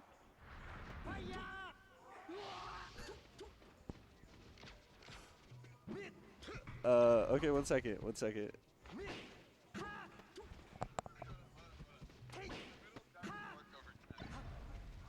Okay. I think you're on the mic? Yeah.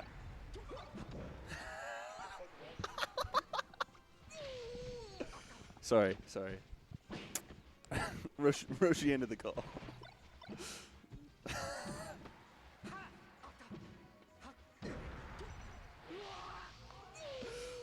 Can't hear? Yeah, that's for the best.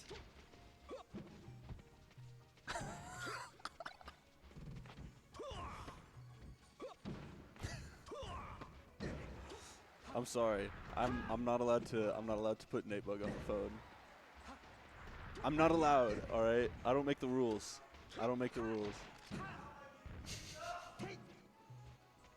Alright, let's see. Bag's last stock, potentially.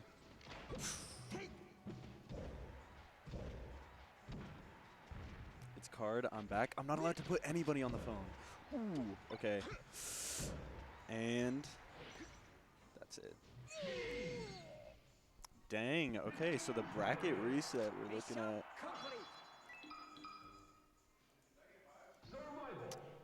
For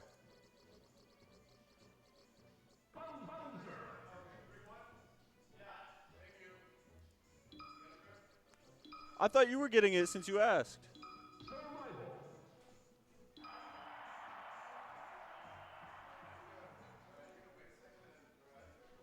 Okay. Okay, now you can put me on the phone, Shirley. I'm not allowed to. What? I can't put Hala on the phone. Hala is not on the phone. Hala is not on the phone. They can't hear you. That is... What do we think of this?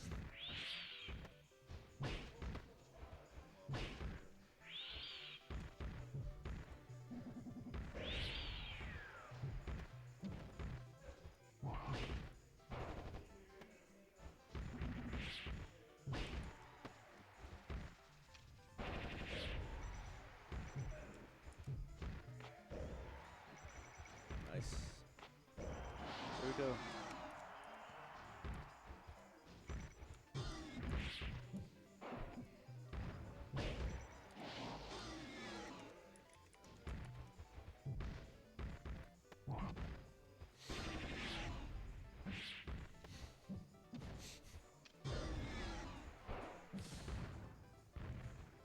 What's happening? I think it's pretty obvious what's happening here. I told y'all I was going to get freaky if it went set 2. I did let y'all know. Ooh. Ooh. Okay. You know what's funny? What's up? I've never seen this map before. I've never Bro, this is seen where this you play. stage. You got to play some Tenkaichi. There's just like custom Play game what? mode. There's like custom doubles game mode that you play on the stage. It's really fun. Huh. They used to run it at tipped off. Hmm. Yeah, so Jake is TWK. Yeah, those who know, those who know. Mango, mango, mango, mango, mango. I didn't mango, know that. mango. I didn't know yeah, that's you're what not that those who stood know. for. You're not one of them who know. Yeah, I guess I'm not. Oh my God. That was smart. Ladies and gentlemen, what we're seeing now is incredible. We're seeing history in the making. I've never seen this in my life. All I right, bro, didn't well, know you see this it now. existed You in the see it game. now. I didn't know that this was a thing. And then the gay tag is for Long Gay Bowser. Shout out to Long Gay Bowser from, I Yep. think he's from Cali. That's the GOAT. Yeah. San Fran? No, San Diego, I think. Oh, yeah, San Diego. Okay. Dude, Bag is getting kind of clobbered here. I'm not going to lie to you. Yeah. Oh. No, Okay. Okay.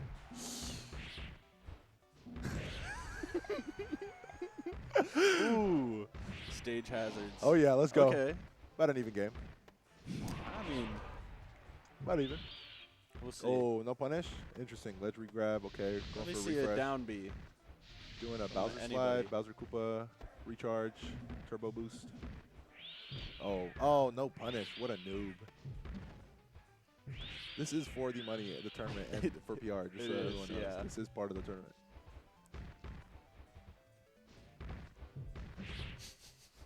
Ooh.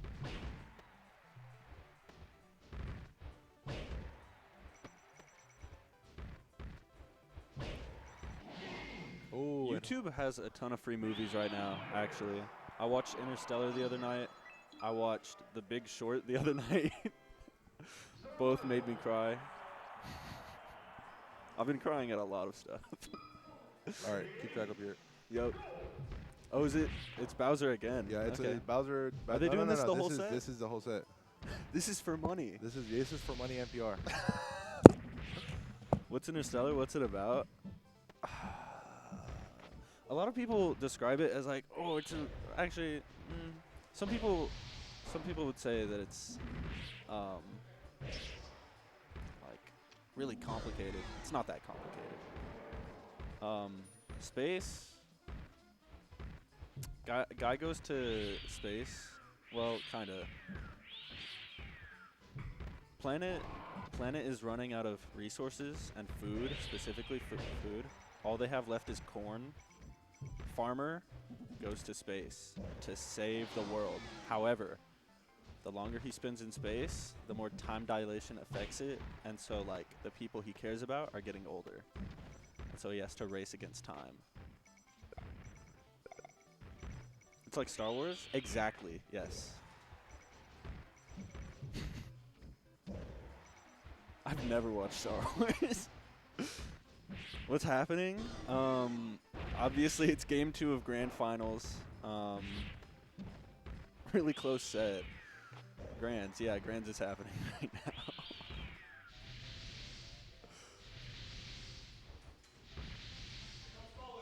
Ooh. Okay. Basically, even 2 stocks each. This is kind of like Interstellar. It is. It's like a race against time. And they're both getting really, really old.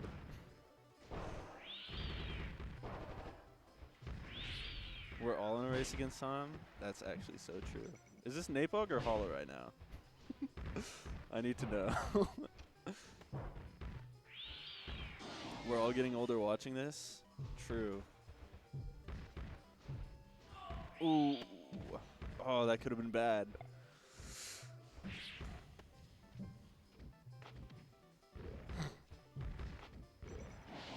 Okay.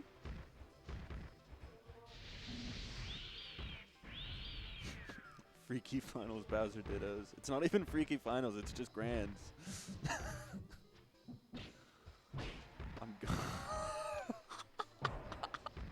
remember the up smash Jake did on first stock more than my grandkids' names.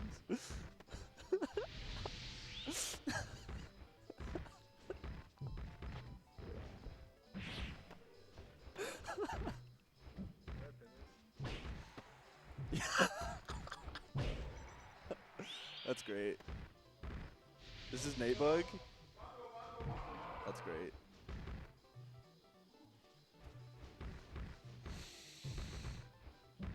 It's so cold in here. It is actually so cold.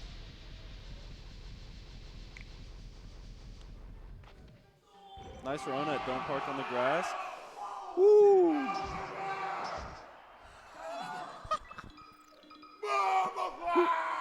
Who won that one? It's 1-1? Those who know. Huh? Those who know. Those who know. All right. Game 3.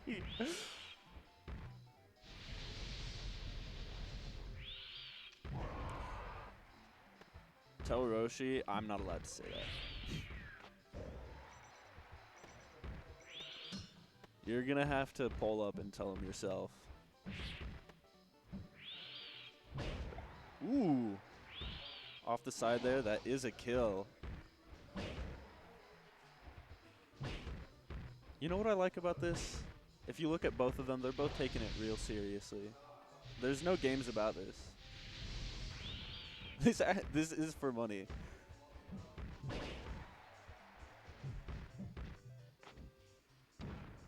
Ooh.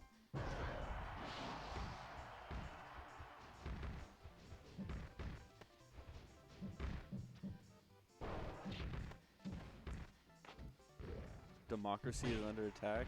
Why is democracy under attack?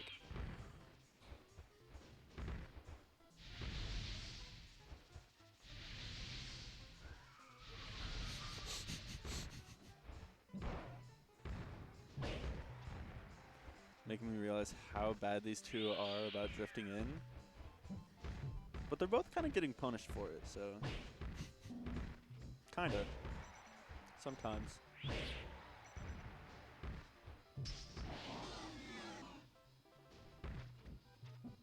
Yo guys, just so you know, VGBootCamp is the home of Smash.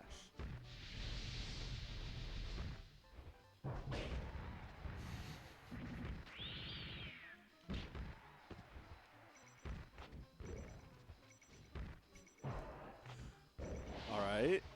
Good kill there. Announcement. Ooh.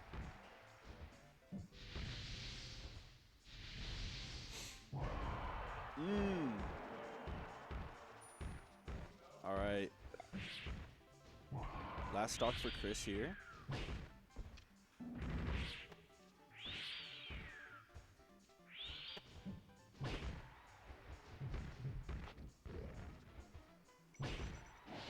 Ooh, killed off the side. Alright, both last stock. Might be able to get a kill here. Wrong direction.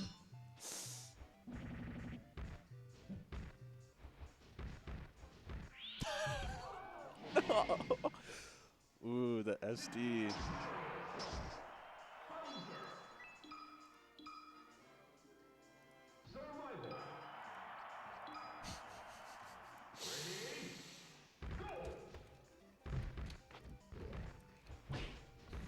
All right, game 4.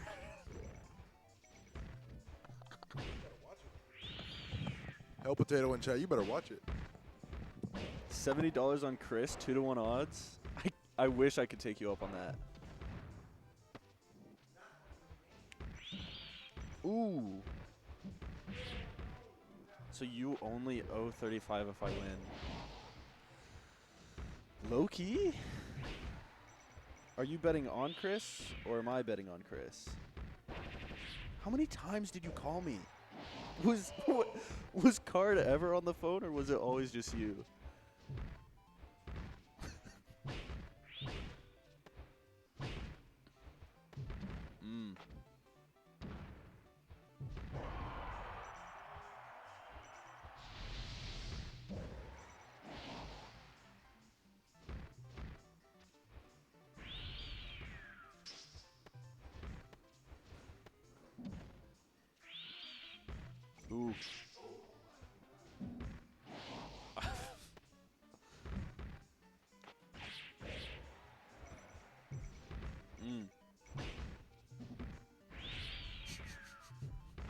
I don't know how to commentate this.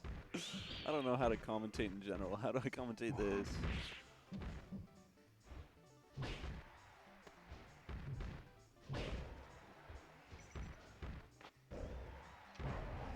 Ooh.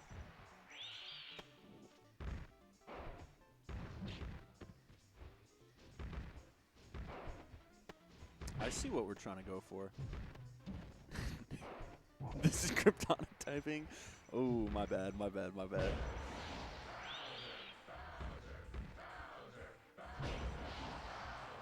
All right, last stock. 0% for both. Let's see if Bag can bring it even. Good grab there.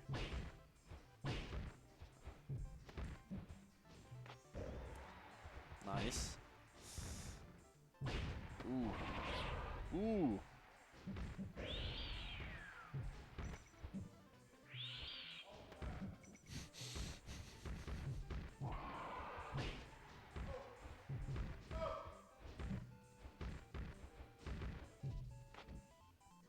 Oh, wow.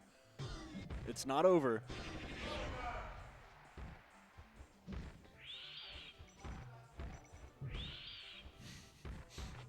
Ooh, that could be it. Nope. Maybe this one?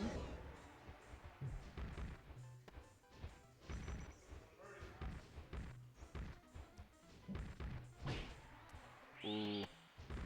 Okay. Oh! Oh! Game 5. wanted to see the people behind. Everybody wants. This is cryptonic typing. I didn't type that. Yeah, obviously. No, I didn't type that though. Like I didn't. I would never say something like that, especially in chat, in a public Yeah, chat. of course. Yeah, definitely in private though.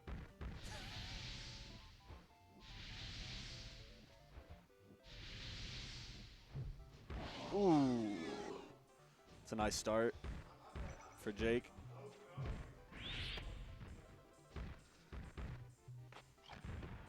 Ooh, okay.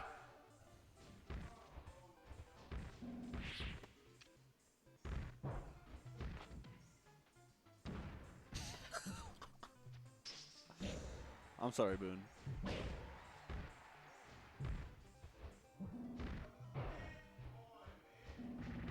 Okay.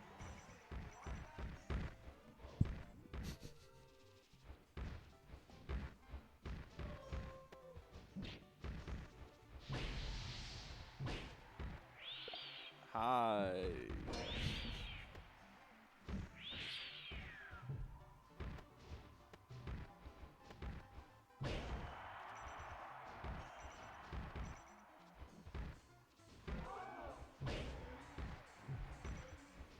Okay.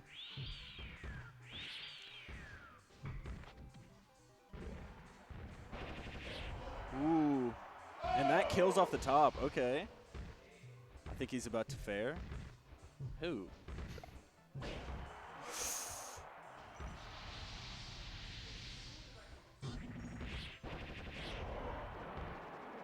All right. Bag and Chris. Pretty close.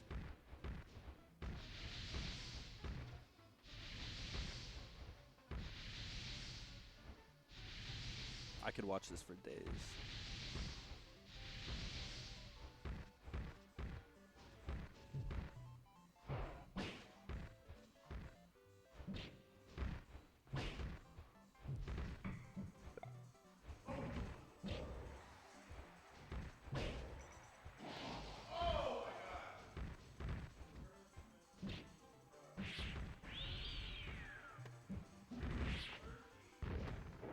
Okay.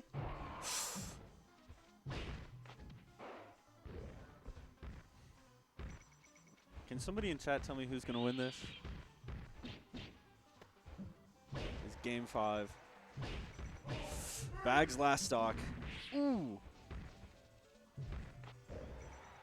Good grab to kill.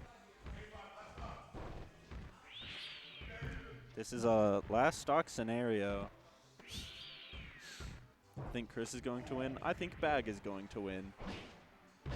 Did you see that? Ooh. Ooh. All right, doing not much with that grab. Ooh. Okay. I like that.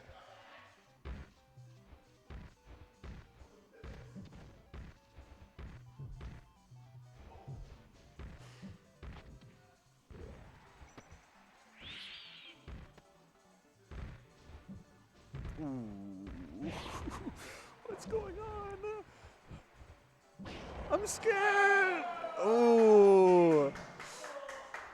Chris takes it.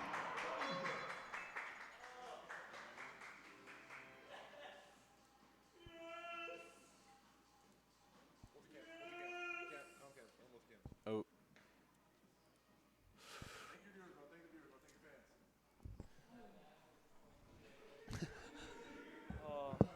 Here you go. That was the realest set of Melee ever played, and that we agreed that counts for PR. That's all I have to say. That's real. That's true.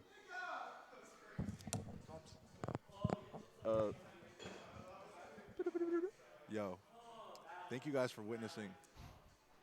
Thank you guys for witnessing history with us. Very, very beautiful. Oh my God, my hair looks so stupid like this. Very beautiful Kame house. I'm glad I was here to see it. Yeah. Thank you guys for watching, witnessing history. We're gonna go ahead and end the stream. Everybody have a good night. Bye-bye. Peace. Like, follow, and subscribe. They can't hear us. Oh. Or maybe they can. They can. Oh, that's funny.